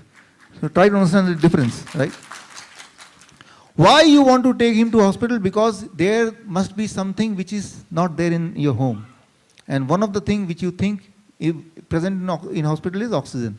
So now you know for sure that not only in the journal it has appeared, the protocol has changed, and it is very difficult for me also to understand why the hospital setup, they don't change the protocol. That only they can tell. But the truth is, it kills more people, it harms more people. Actually, we don't need oxygen the way oxygen cylinder gives. We need air mixed with oxygen. I'll talk about it a little later in more detail. So why we should not take him to hospital, because this is the first thing, only the first thing. Second is, you see, the moment you take any patient to the hospital, they will put them on ECG, right? Very logical thing. Now you will think that he is under the care of a doctor, now need not to worry. But ECG is not going to cure the patient, right? It is a diagnostic tool, right? It will rather disturb the patient. Patient would don't want to get disturbed, and you're putting lot of wires here and there, so it will not make the patient comfortable, right? So many people, they get relieved the moment they see that some ECG machine is put on him. But let me correct it, ECG machine is for diagnostic. It is not to treat the patient or to cure the patient, right? So there is no connection. It will make the picture more difficult. Patient will be in discomfort. Now, Journal of American Medical Association 2007, it is seen that 25% of the time, the result of the ECG, what ECG is saying, is false. So 25% is not a small amount. Like a fortune teller, right? Let's say I become a fortune teller, I will say, oh, you will become rich or poor. I'll say you will become rich. Even then 50% chance that I may be right. Whatever I predict, right? 50% chance always is there, I will be correct, isn't it? Right? Randomly, if I predict something, 50% chance always I'll be right. And here, 25% chance that it will be wrong. So 25 is a big number. Because randomly also, if some patient comes and look at the patient, you say, oh, I think he's a heart attack patient, 50% chance you may be correct. Right? So you are also 50% right. ECG is 70%, 75% right. If at all it is right, you are 50% right. So you are also very close to the ECG diagnostic. So 25% is not a small amount to ignore. So it is really a big amount. And also, if it correctly diagnoses whether it is a real heart attack or not, ECG is used to diagnose whether it is heart attack or not. Let me tell you that 5% of the time, the people with blockage, they die, and 3% of the time, people don't have the blockage, even then they die. So blockage will really kill, and if there is no blockage, you will not get killed. Again, there is very less correlation, very less. If not zero, there is very less correlation. Only one test which is very accurate, and that is called cardiac biomarker. That is called troponin test. One kind of blood test you may be knowing. That test can predict up to 95% that you are suffering from heart attack, means your heart cells are dying. But that test takes 3 hours. 3 hours to conclude, 3 hours, because that test has to be tested repeatedly, and then comes algorithm, and then comes the final conclusion, 3 hours. Let me ask you a question. If you take a critical patient who is having severe pain in the heart and severe, do you think doctor wait for 3 hours? Because the guideline says you must have to decide within 10 minutes. And within 10 minutes the result will not come. So within 10 minutes the doctor can come out of the emergency room and tell you that we have to do emergency, immediate angioplasty or whatever, bypass surgery, and you are the one who is going to agree. But if you ask what is the basis of discovering that he need angioplasty, he need bypass surgery, the only basis is ECG, which itself is unreliable. Try to understand that. If the doctor comes out within 10 minutes and give you some decision or give you some opinion, that opinion is based on ECG. And ECG is not reliable. It is little bit more reliable than just a fortune teller. So better than put him on ECG machine, you can get any fortune teller and let him decide whether it is heart attack or not, right? So why I am telling you why you must not take the patient to the hospital, because hospital will put him on these things which itself is having no reliability. If you go one step ahead, that is the patient have to go for angiography. You see the word angiography. If you don't know what is this graph means, we have been studying in the mathematics. There is some graph. So sometimes people think must be some small test, angiograph, right? But what is angiography? You may be knowing, but even then you see this clipping only 20 seconds, and then I will tell you a little bit about it. Coronary angiogram is a type of X-ray which uses dye to determine whether the heart's arteries are narrowed or blocked. For this procedure, local anaesthetic is given. Next, a catheter is inserted into an artery in the wrist or groin. The doctor moves the catheter inside the artery and up to the heart. When the catheter is in place, dye is injected into the arteries. Some patients may be able to feel a warm flush when this happens. As the dye moves through the blood vessels, X-rays are taken to determine whether the heart's arteries are narrowed or blocked. When the X-rays are done, the catheter is removed and the doctor applies pressure to the area where it was inserted. The angiogram is now finished. So, very interesting. Seems to be very simple, but very dangerous. Right? Something foreign wire is going inside your body, traveling near to the heart, right, and then spreading or pumping some kind of liquid which is also not your body part, and then taking an X-ray. So it is not simple, it is very dangerous. And in angiography itself, I am not talking about angioplasty now, diagnostic. In diagnostic itself, the death rate is about near to 1%. This means if 100 people go for angiography, not angioplasty, 99 will come back, 1 will not come back, right? 99 will come back, 1 will not come back. So it is really a great number, right? Not a small number. And the one who will come back, many of them may have the chances of stroke or mini stroke within few hours. And more than 1% may have heart attack. So surely this kind of test is something which is really deadly. You may or may not die of heart attack, but there is a good chance you may die of angiography itself. And if you die of angiography, the doctor will conclude that you died of heart attack, and you will also believe it, right? So this is what I strongly recommend my patient against any kind of angiography. Whatever may be the cause, even if it is a real heart attack, or you must not go for angiography, because angiography itself causes heart attack many times. It instead leads to stroke many times. Now, the bypass surgery, again, bypass surgery, you understand what is bypass surgery? It is similar. Your blood vessel is blocked. Doctor will take one blood vessel from your body and attach it like a pipe so that the blood can flow through the pipe, and in spite of the blockage, the blood can reach to those cells which otherwise would have died. So that is simple explanation of bypass surgery. But in reality, you see, Harrison Principle of Internal Medicine, all editions since 1980, it says that if at all the relief symptom through the placebo effect and killing the complaining segment of the heart, what it does, sometimes what happens, I will show you in detail a little later. When the bypass surgery happens, because there a lot of cuts are happening, some of the cells of the heart, it loses the sensation. So when the sensation is lost, you do not feel any more pain. And when you don't feel any more pain, you think that you got cured. But in reality, the pain is not there does not mean that you got recovered from the disease. And that is not what I am saying, it is the textbook. The textbook, Harrison Principle, which is taught in all medical college all across the world, it is from the textbook. Right? It is not even from the journal, from the textbook. Right? So I talked of bypass surgery, I talked of a little bit of angiography. Now the interesting fact, what is angioplasty? Inserted into an artery. At the place where deposits of plaque have closed off or narrowed the channel for blood flow, the balloon is inflated. If the blockage is not major, it may be possible to correct the problem by inflating the balloon several times. This will compact the plaque against the wall, widening the passage, and letting blood flow through. It's common then for a tubular device called a stent to be put in the artery.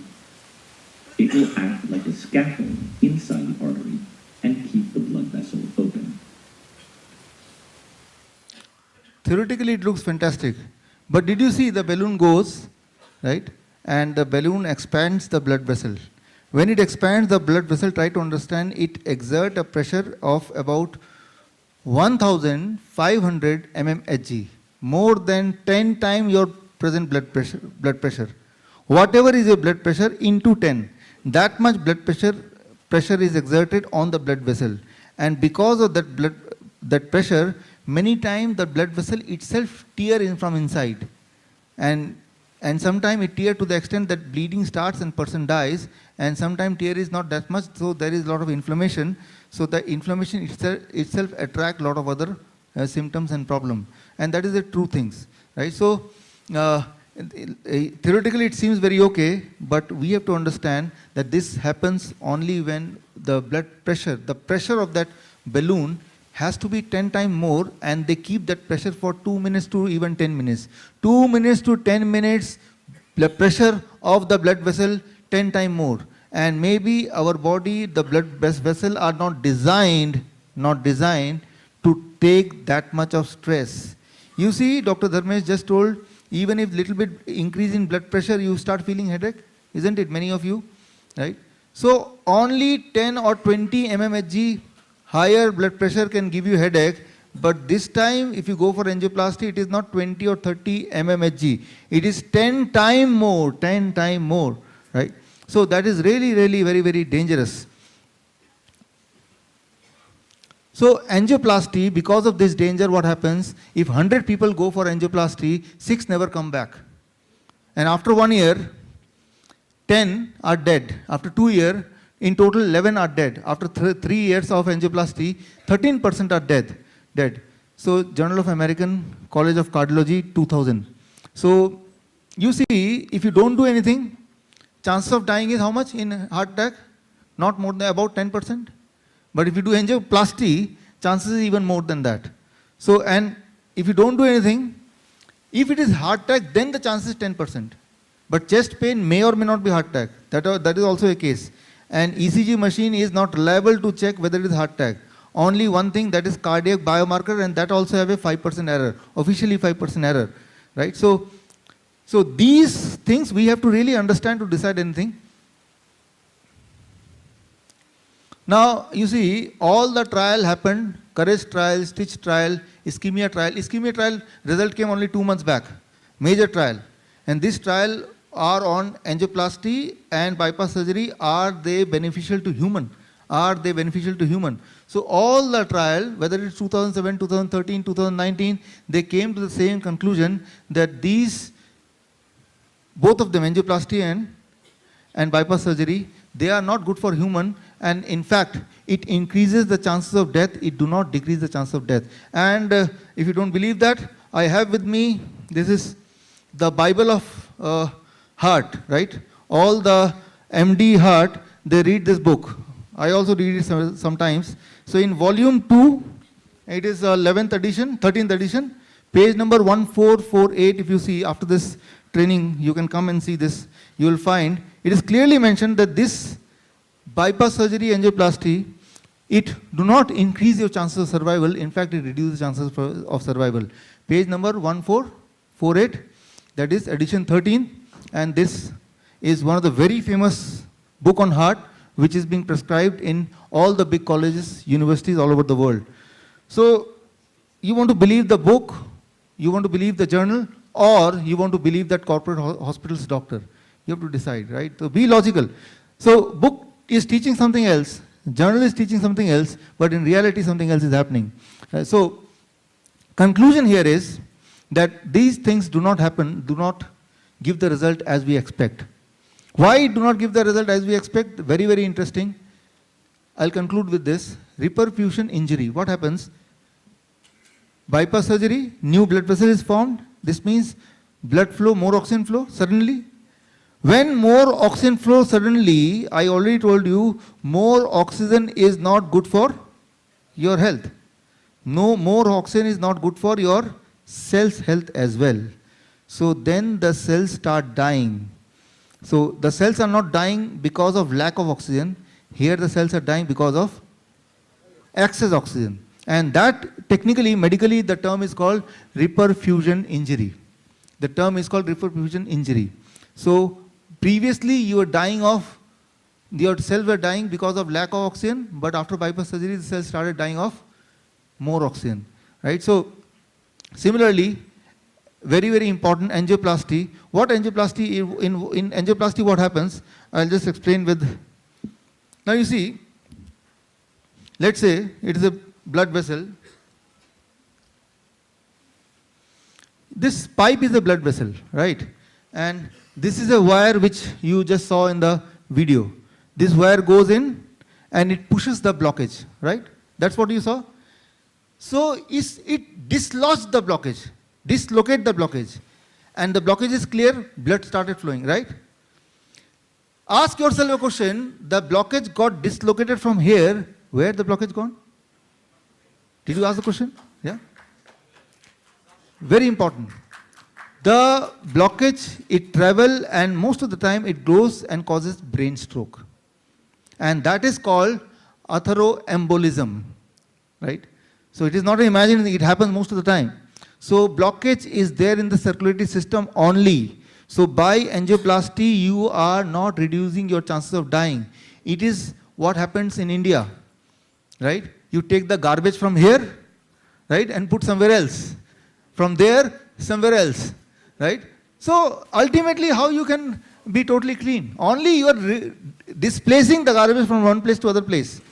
Only you are dislocating the blockage from one place to other place, right? So uncertainty is more. Surely at this place, the supply of blood may have started again, but then there is a lot of complication because now there is a free flowing blockage and that can travel to all over the blood vessel and it can get stuck somewhere surely.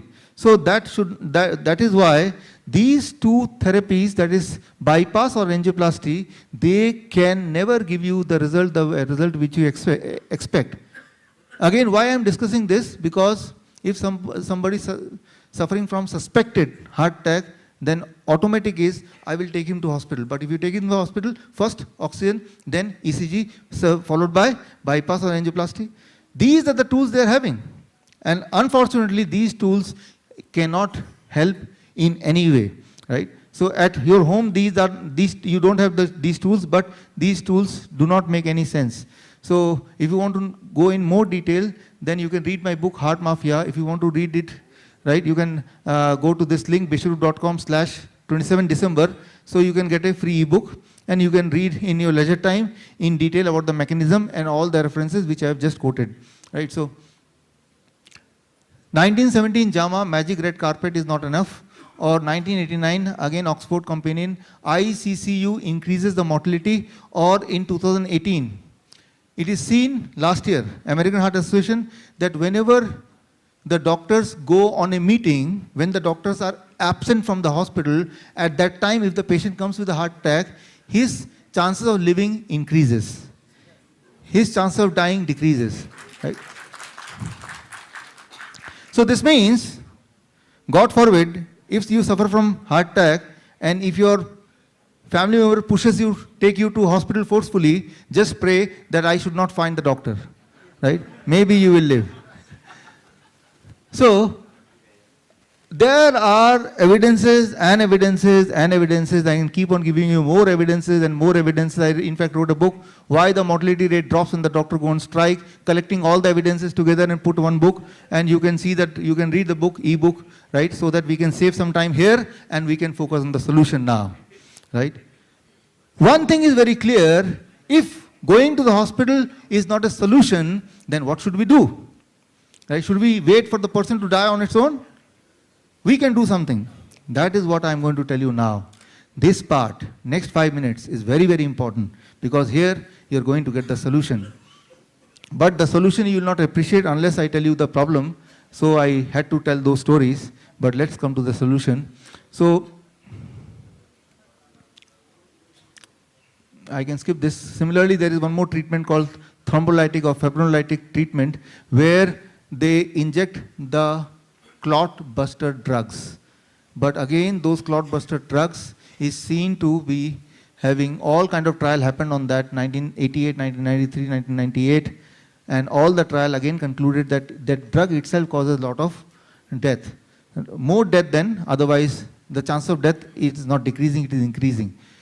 So you see, in one question you may ask that if all these things are already proven to be wrong, why it is still in practice? Why it is not stopped in hospital? Because if you see any guideline, if you have read any medical guideline, the guideline always talks in these three levels. Level A evidence, level B evidence, level C evidence. Level A evidence means it is excellent. this therapy is excellent, no side effect, go ahead. If they say level B evidence means sometimes it may be bad, it may have a lot of side effect, but sometimes it may be beneficial also. Level C evidence means it is not tried much, it is popularly practiced by the doctor, but the evidence is uncertain, we do not know much about it. And we don't advise it also, but if you want, you can do it. Try to understand, the guideline, the heart guideline or any kind of medical guideline, they do not say to the doctor in yes or no. They give the evidence level 1, level 2, level C. And all the 3 level, it is the doctor's choice which one. For example, angioplasty, bypass surgery, they fall in level C. That means rarely it can be beneficial, but it is most popular, it is done in most of the cases. So what you must do, you must find level A evidence. So I have found the level A evidence for you, and that evidence I am putting in front of you. So next time if somebody suffers from heart attack, what you have to do, you use the 3-step protocol of level A evidence. Level A evidence means surely it will work, right? Rarely there is side effect, there is no side effect, right? So level A evidence, you look for level A evidence. Angioplasty, bypass surgery, level C evidence. This means they are uncertain. So now the solution, if somebody is suffering from suspected heart attack, I always use the word suspected, it is not clear. Only one way it can be clear whether it is a heart attack or not, that is through autopsy. That is when the person die, right? Only through autopsy you can know in sure that yes, it was a heart attack, the cells of the heart really died. So I use the word suspected heart attack. If you see a person with suspected heart attack, I suggest you follow the level A evidence, and that is 3-step protocol. So 3-step protocol, step 1. The moment the person you see with this, the symptom of heart attack like symptom, 2 small aspirin. It is said 162 mg, but in India, the small aspirin is 75 mg. So 2 small aspirin tablet. The first thing, he must chew, right? He must crush on the teeth and he must consume it with water immediately. Crushing with the teeth and consuming it immediately. And if he can do it, it is seen the reduction in mortality by 20%. 20% chances will reduce, his chance of dying will reduce by this one step, first step. And then they also recommend that followed by that, the same amount of dosage for next 30 days, but this time you must consume it with water. So this you can avoid, because I know next step is you can be on DIP diet, and that also can take care for long-term prevention. But for immediate relief or to escape from immediate probability of death, the first step is 162 mg means 2 baby aspirin, 2 tablet of aspirin, one must chew, crush and then consume. Step 1. Step 2, so step 1 followed by, if somebody is already having a known aspirin allergy, somebody may be allergic to aspirin, then the other medicine which will have a similar effect, that is called ticlopidine, right? But this time the dosage is 500 milligram crushed and eaten immediately. That is step 1. Now coming to step 2. Step 2 is glyceral nitrate. That is, a small kind of, this kind of thing. It is having a spray. 1 spray is equal to 4 mg. Every 5 minutes, not more than 3 dosage. This is just to give the relief from pain. It is not reducing the mortality, it is not increasing the mortality, but it will make the patient little bit comfortable. Most of the time, not all the time. So there is a second step which you can do. This is very easily, you can find it in any shop, right? Step 2. Step 3. Find the blood pressure, and if the blood pressure is more than 160 mmHg, that is systolic, then give atenolol 100 mg, right? And 23% reduction is in death. The chance of dying, it is seen by this action. Atenolol, that is beta blocker, right? If one can give 100 mg, but this to be given only if the blood pressure is very high. This means blood pressure associated heart attack pain. So these are the 3 steps. If these are the 3 steps which is there in your hand. Till now, all the medical evidences of 200 years of evidences points that these are the logical thing which you can do, and rest if you do, it will be more harmful to the patient. Rest means you take to the hospital, because once you take the hospital, I already told you, those are the protocol, and those protocol are really dangerous, much more dangerous than the heart attack itself. So these, I am not saying that if you do this every time the patient will die, will survive. I am not saying that, but I am saying the chances of survival will be increased in comparison to not doing anything or in comparison to taking him to hospital. That's what I am saying, right? All the evidences says that if you do this, then the chance of survival is highest in comparison to any other action. The action can be doing nothing, or action can be taking to hospital, and third action can be you do this. So I propose you do this because it is having more stronger evidence base than anything else. And that is what you do immediately. But I propose the next day, as I just told you, that the underlying causes, to remove the underlying causes, the patient should be on, of course, on the DIP diet. That is for prevention. That is for recovery from the problem, the real cause. So till now, I covered two things: chest pain, the protocol, just following the DIP diet, and then heart attack in real sense, then these three steps: aspirin, glyceral, nitrate, and then blood pressure medication if required. So these are the available option only till now to the humanity. Now, the most important part of this training, if you see somebody died, death, the ultimate truth. If you see somebody died in front of you, then what to do? This part I really want that you should listen carefully, because this is some latest evidences, and you can be the one who can save a life, right? So it is real satisfaction if one can save one life in the whole lifetime.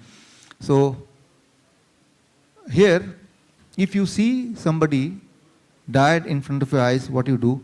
So that I am going to cover. AWARE study, there is a bigger study on this side, that what happens after death. This study started in 2008 and just finished 2019, 11th November, the AWARE study 2. And the result, it says, it is called transformative experience of death.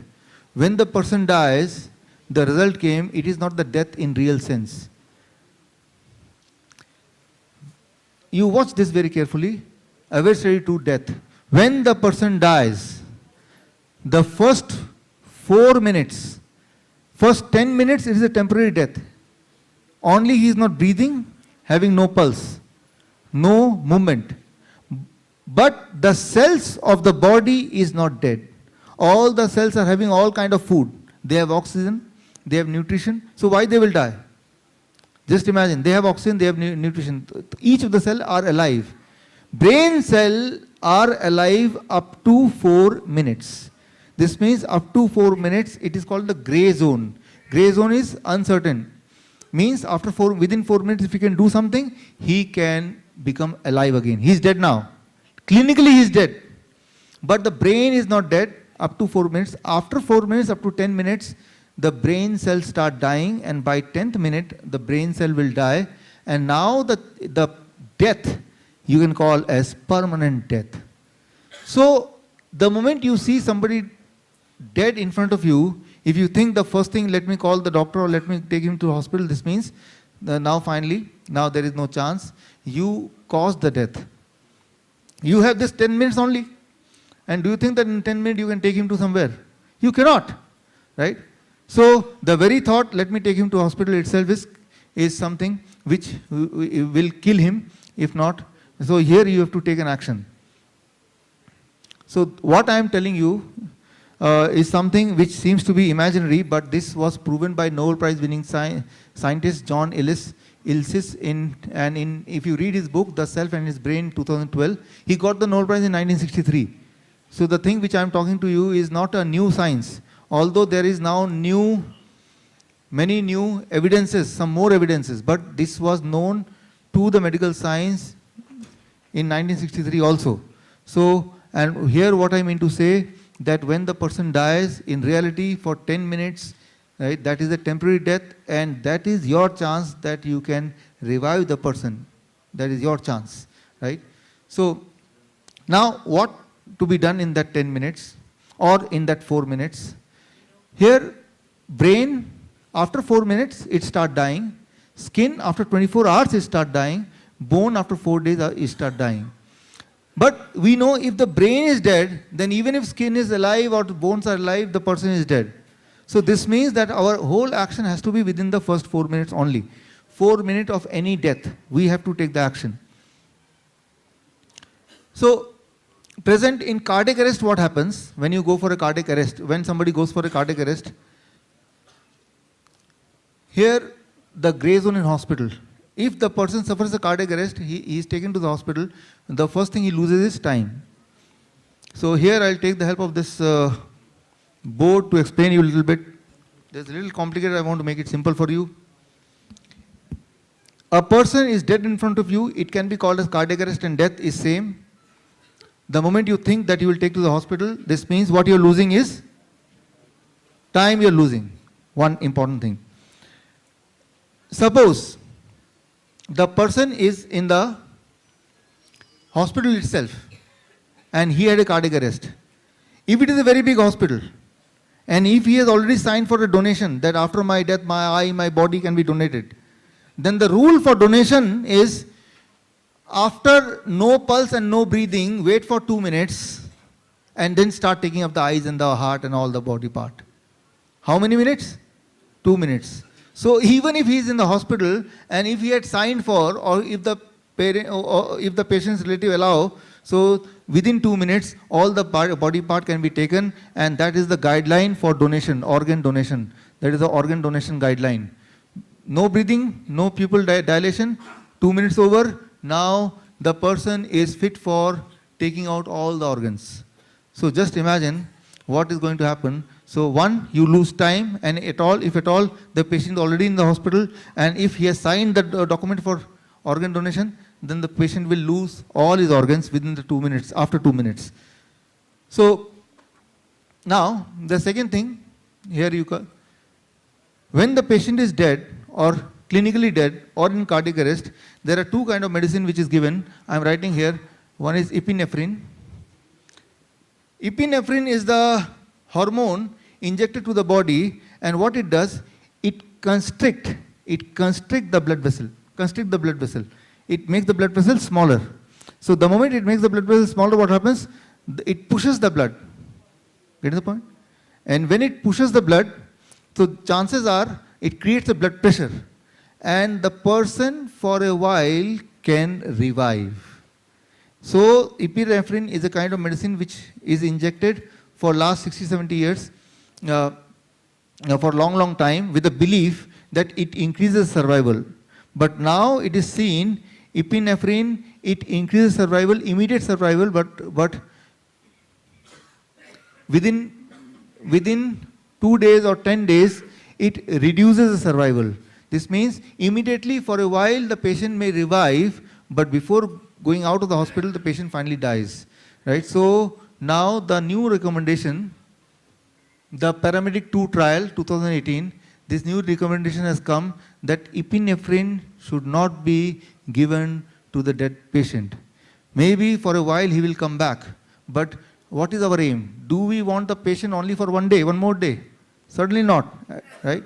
So we want the patient for long term. So epinephrine, in reality, it increases the chances of survival for 1 day, but it decreases chances of survival for 1 week or more than that. So if you take him to hospital, present protocol, he will be given epinephrine or one more drug similar to that, but both the drug having the same result. For a moment, it will make the person awake, but in long term means here before leaving the hospital. Whether he is alive, whether he could go out of the hospital alive, the answer is no. So if you read Paramedic 2 trial, so you will understand this medicine is almost in discussion to be discontinued, because till now, this Paramedic 2 trial said there had been no trial on epinephrine because they strongly believed it increases the survival rate, but when they did the trial, they came to the conclusion that it reduces survival rate. So now the third thing here, where is this?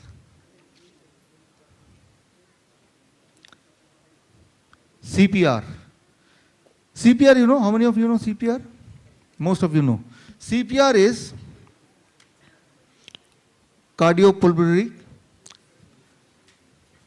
So resuscitation. So here you see what happens, very simple, CPR, those who don't know, it is a simple process, CPR, and the last is defibrillation. Let me write all of them. Defibrillation. So if you go to the hospital, epinephrine along with CPR, let's see, only 10 seconds, 30 seconds. 1, 2, 3, 4, 5, 6, 7, 8, 9, 10, 11, 12, 13, 14, 15, 16, 17, 18, 19, 20, 21, 22, 23, 24, 25, 6, 27, 28, 29, 30. Not so good for him or you. So 2 breaths. There's 1 breath. Notice you see chest rise and fall. We're looking to see the chest rise. And then fall.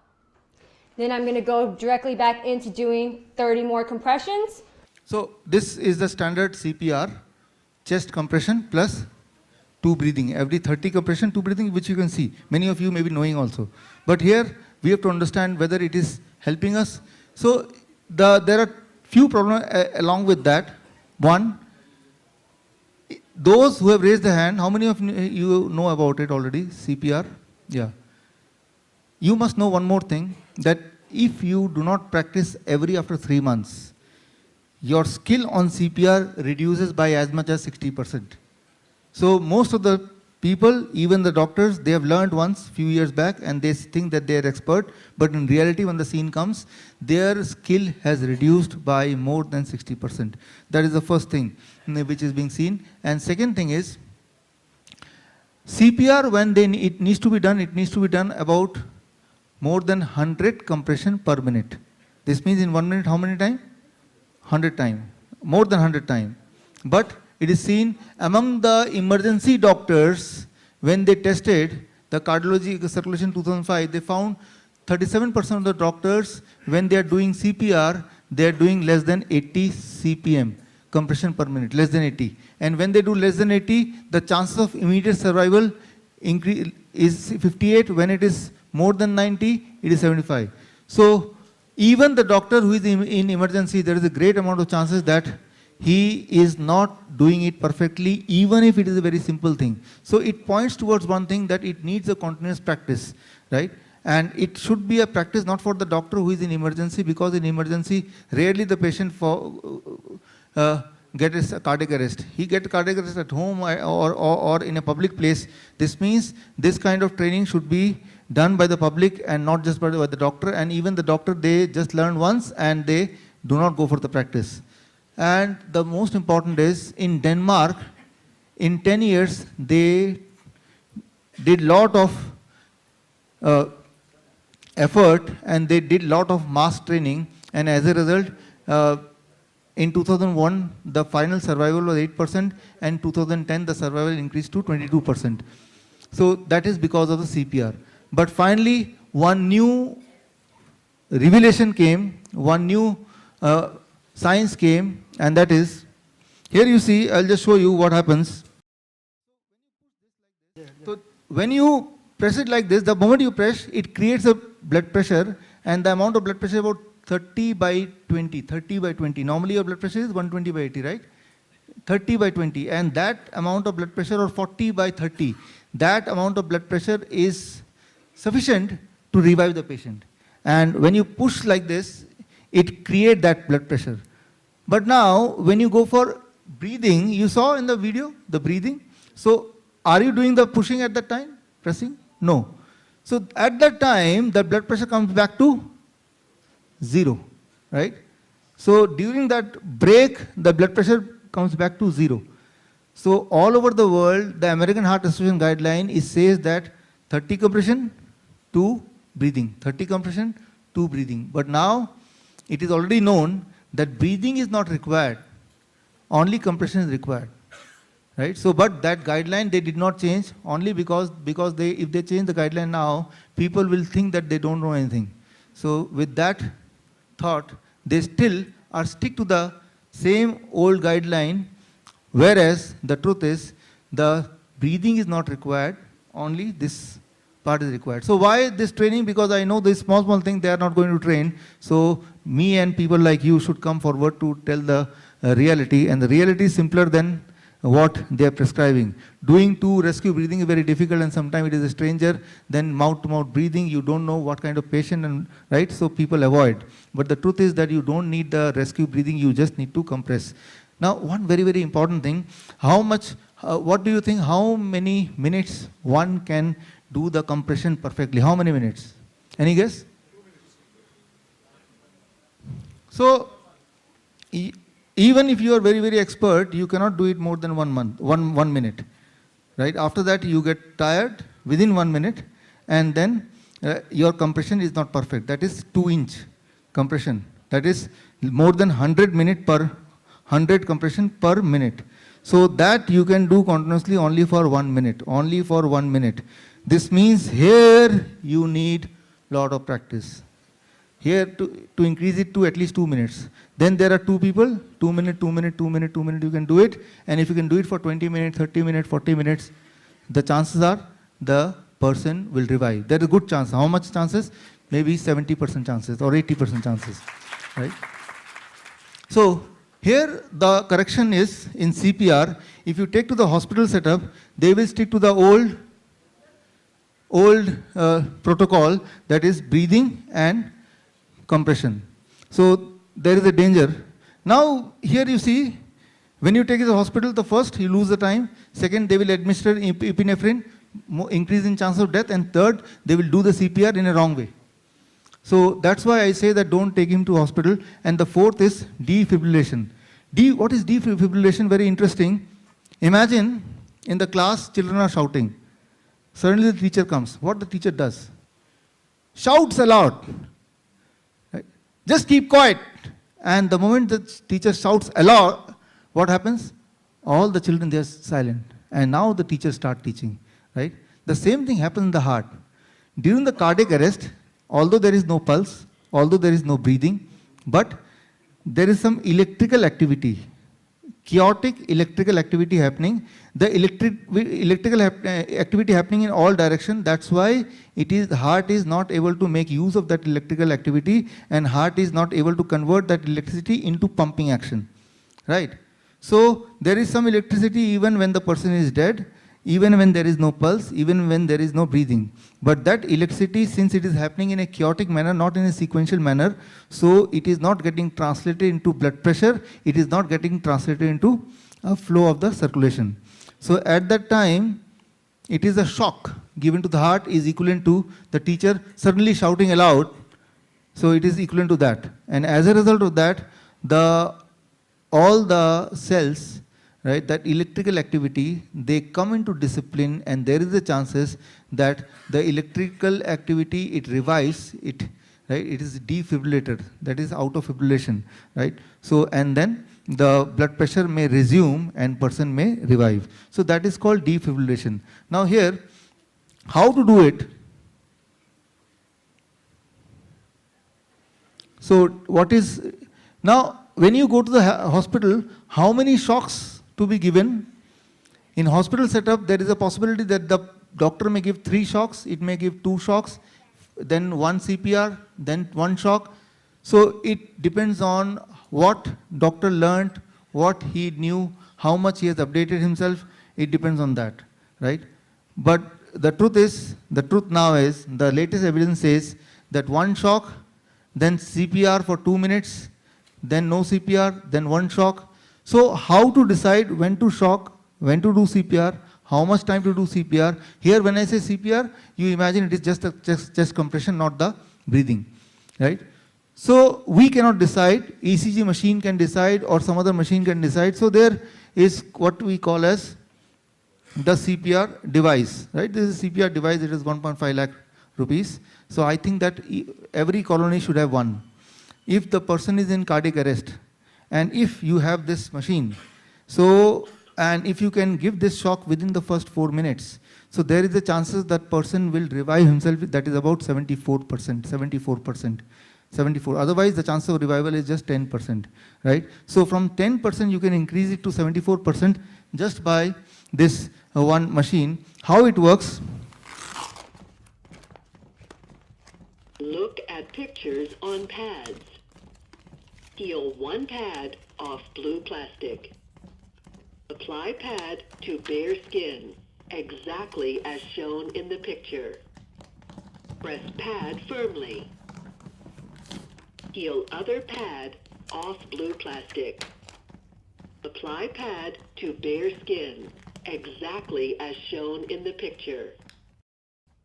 Evaluating heart rhythm. Stop compression, Susan. Stand back. Stand by. Stand clear, everyone. Shock. Everyone clear. Do not touch patient. Stand back. Delivering shock. Shock delivered. Provide chest compressions and rescue breaths.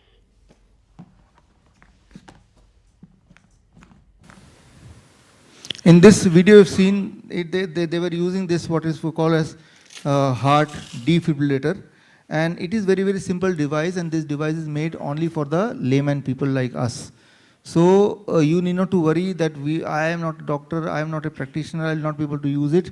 You must remember it is made for those people only, those who don't have any skill. It is so simple that once you switch on the button, it starts speaking, and just you have to follow that what it is saying. And when you buy this, there are so many companies that are making it. When you buy this, the company, they offer you free training of 1 hour or 2 hours, and that is sufficient. It is so simple, right? So I strongly believe rather than taking him to the hospital, why not make this available, at least one in your colony, right? So that one is enough, and one means that within 4 minutes or within 10 minutes, if you can reach this to the person, then the chances of his revival is there, and great amount of chances. This means the person otherwise would be dead, but you help the person to come back to the life, right? So that is called defibrillator, and the best is that when you go to the hospital, then they don't use this.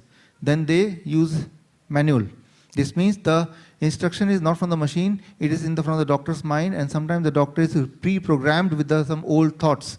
So that may not increase the survival rate, that may decrease the survival rate. So you see in these 4 steps which the doctors follow. First is you lose the time, then the epinephrine which is not required, then CPR which is again faulty CPR which they will do, and finally defibrillation which you can do easily if you have this machine, right? So why not to invest on this machine and you buy, there are so many companies which are making it these days, so that can be one intelligent thing which you can decide to do this year, the coming year.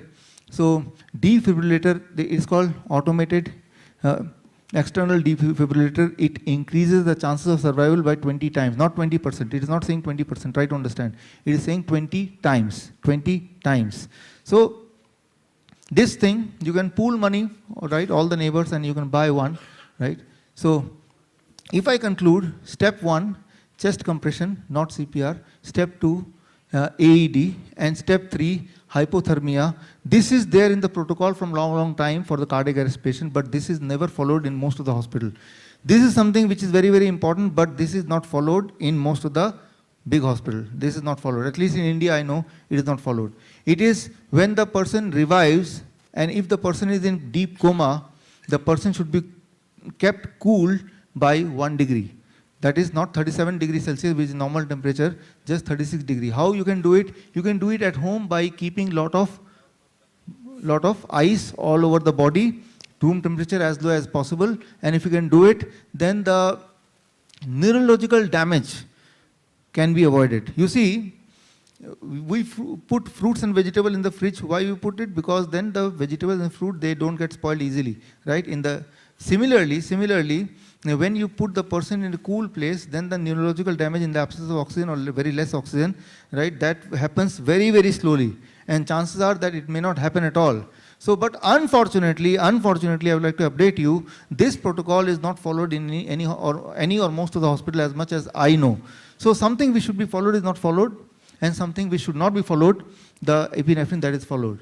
So that's why I say that if a person is dead or clinically dead or having cardiac arrest and you think of taking to the hospital, certainly they are going to follow this protocol, and if they are doing so, and if they are not doing this, that means the chances of his revival is not increasing in any way, it is decreasing. And the most important thing is you are losing time and it will not come back, right? Even if you reach there after half an hour and they follow the same protocol as I'm suggesting, but it will not work, because this work only when you do it within how much time? Preferably within the 4 minutes. The first 4 minutes is very, very important. This means who will be nearest to the person in the first 4 minutes? It can be any one of us, right? Isn't it? If it can be any one of us, do you think that this kind of knowledge should be limited only to the doctors? Certainly not. This is the most important knowledge, the knowledge of bringing back the life. I am not talking of preventing the disease, right? I am not talking of curing the disease. I am talking of reversing death. What can be more important than reversing death? What kind of education can be more important than bringing back the life? There cannot be more important thing, right? So if it is the most important education, this means we all must have this education, right? You may need it someday, some people may need it someday. So this is one education which I really want that it should spread. And important thing is, it is not difficult, it is very easy. One can learn very easily. So now here,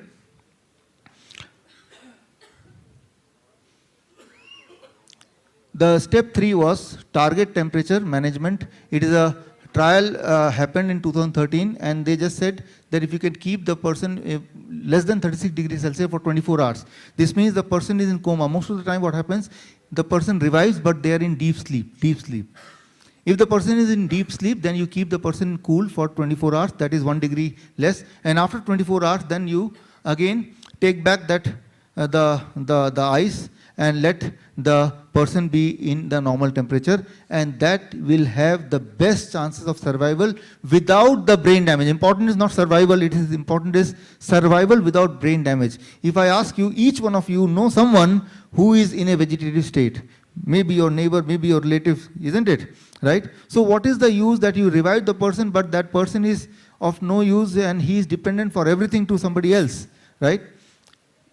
Because probably the right protocol was not followed, right? And right protocol, fortunately, is not very difficult, right? And it can be learned by anybody with little practice, right? So I'll give you one interesting example. So this is Arun Basin. One man, he you can call it death or you can call it cardiac arrest. But what happened, luckily, it was snow all over. So he died in a snow, and then within few minutes taken to the hospital and did all those protocols which I just told you. And it came in BBC, it came in Mirror. After 3.5 hours or being dead, 3.5 hours he was dead, and after that he could be revived. 3.5 hours, right? So just imagine 3.5 hours. So when these kind of people, when they come back to life, they are dead. But now when they come back to life, they are asked, when you were dead, where were you? And many of them, that is called AWARE Trial 2, which I just showed in the beginning, right? The result came only last month. They say, these people, their experience, it's called near-death experience, but now they changed it.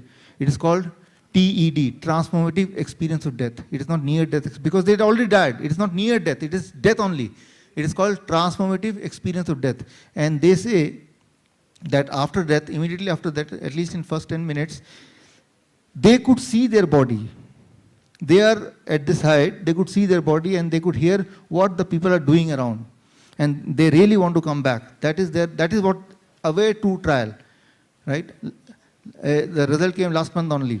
They could see their body, and this was testified because while at that time whatever they were doing, the patient is giving the real account.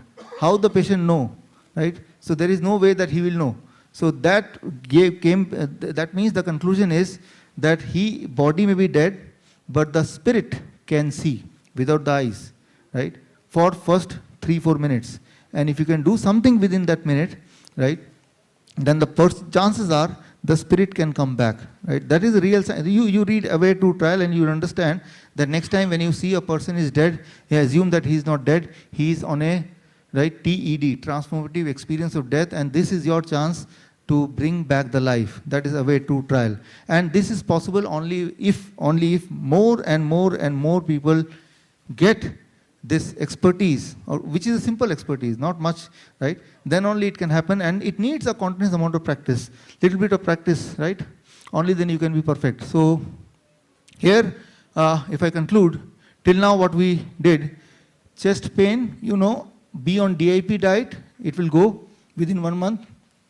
Emergency heart attack, again 3-step protocol, aspirin, then glyceral, nitrate, and then if blood pressure is more than 160, atenolol 100 mg, right? And if it is cardiac arrest, then it is chest compression, 100 compression per minute, not CPR, 100 compression per minute, not CPR. And then AED, this is the AED, right? Very simple device. AED, after this training you can come closer and have a look on it, and it is very, very simple device, even a child can do with a small amount of training. And finally, hypothermia, if you have a fridge, refrigerator at your home, this hypothermia do not need a big machine, it do not need a big setup, it do not need a big hospital, it just need a refrigerator, it just need a ice. So these are the very simple 3 steps, and these things can be followed only when you are not in hospital. You do not take the patient to hospital, you care for the patient at home, and this is one skill which I strongly feel that one should learn. So I've been already negotiating with some universities in last few months, that why this cannot be a curriculum, why this cannot be a training in itself, right? So some of you, those who frequently go to hospital, sometime you listen to an announcement, it says code blue activated, code blue activated. How many of you heard in the hospital? Code blue activated, right? Some of you, right? Code blue activated means somebody in the hospital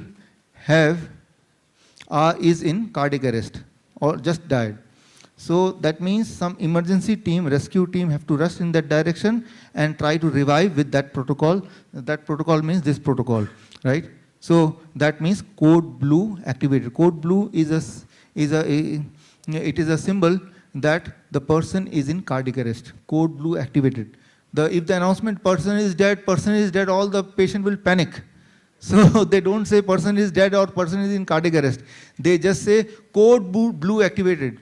Patient will think code blue, maybe something blue, okay, it's okay, right? They will not mind much. Code blue activated, code red activated. So they have kept a code word for the cardiac arrest, code word for the word death. They don't want to mention death, so they say code blue activated. The one important thing, you see, this is, now it is not needed, so let it go. Only focus on this part. Where you will put your hand to pump, that is one very, very important thing. If you cannot locate the right place, then the pumping will not be correct, and if it is not correct, then it is futile, and even if you tried hard, but you will not be able to save a life.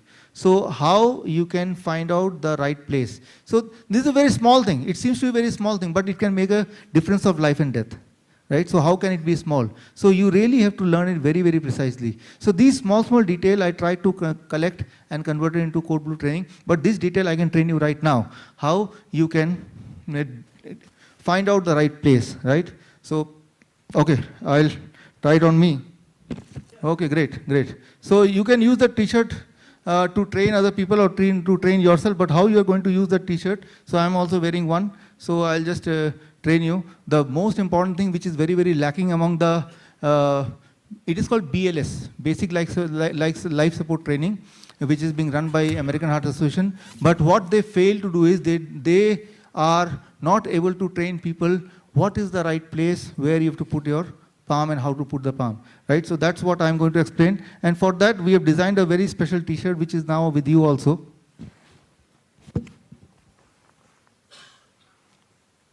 Now you see, I call it a trainer's t-shirt.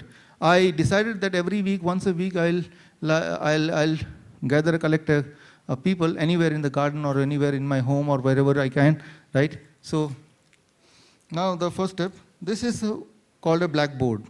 And this blackboard I'll use to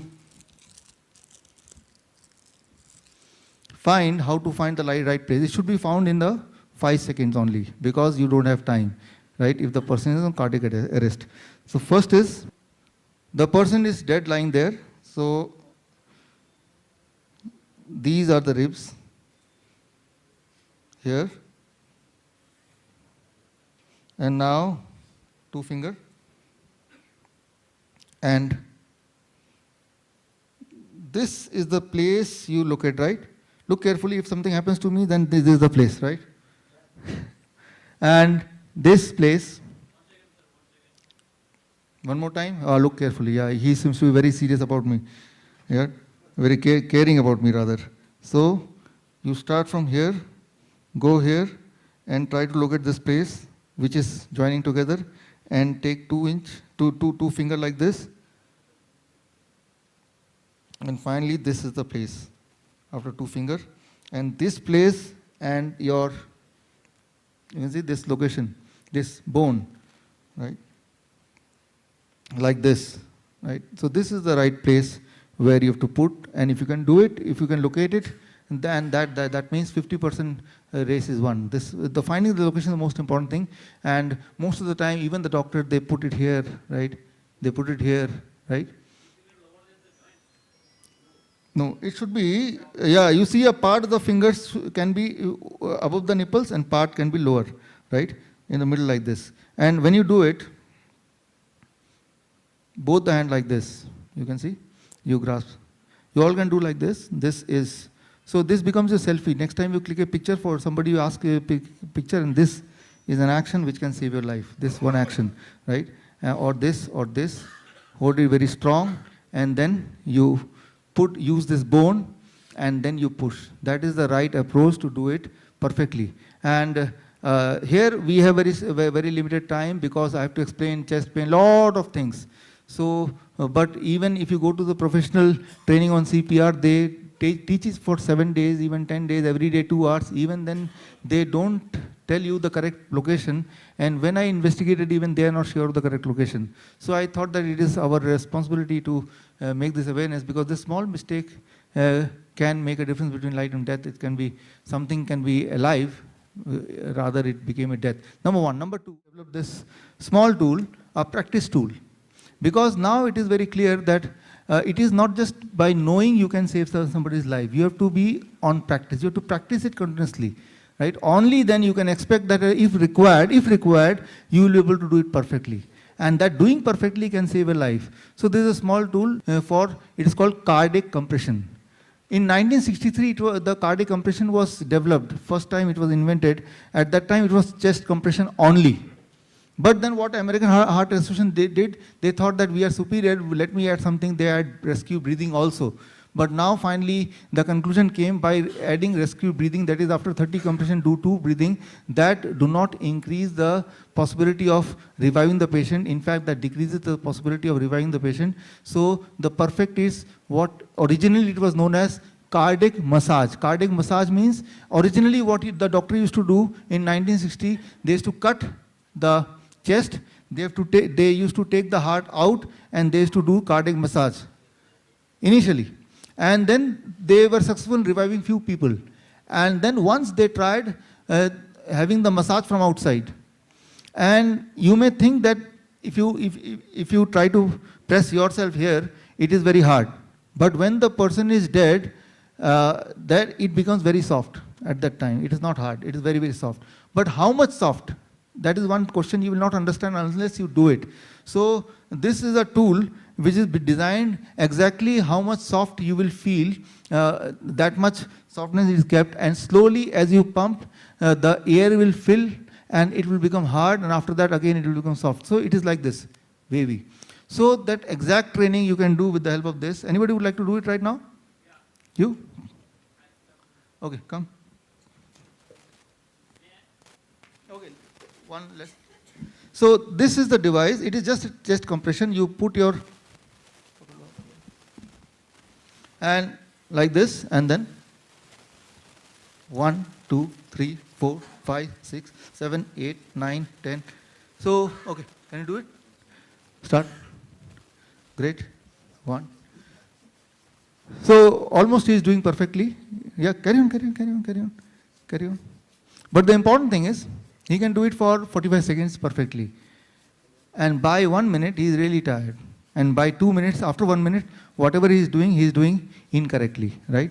So if you do lot of practice, you can increase your capacity from 1 minute to 2 minutes. And that 2 minutes is very, very important, right? So you can see, it is not even 1 minute, and now the compression is not 100%, it is not touching the ground, that is 2 inch, right? So Okay. So, you want to try? Yeah, please. So, it seems to be easy when you look at it. But when you do it, now you know that even the small, it seems to be a small skill, but it needs a good amount of practice, right?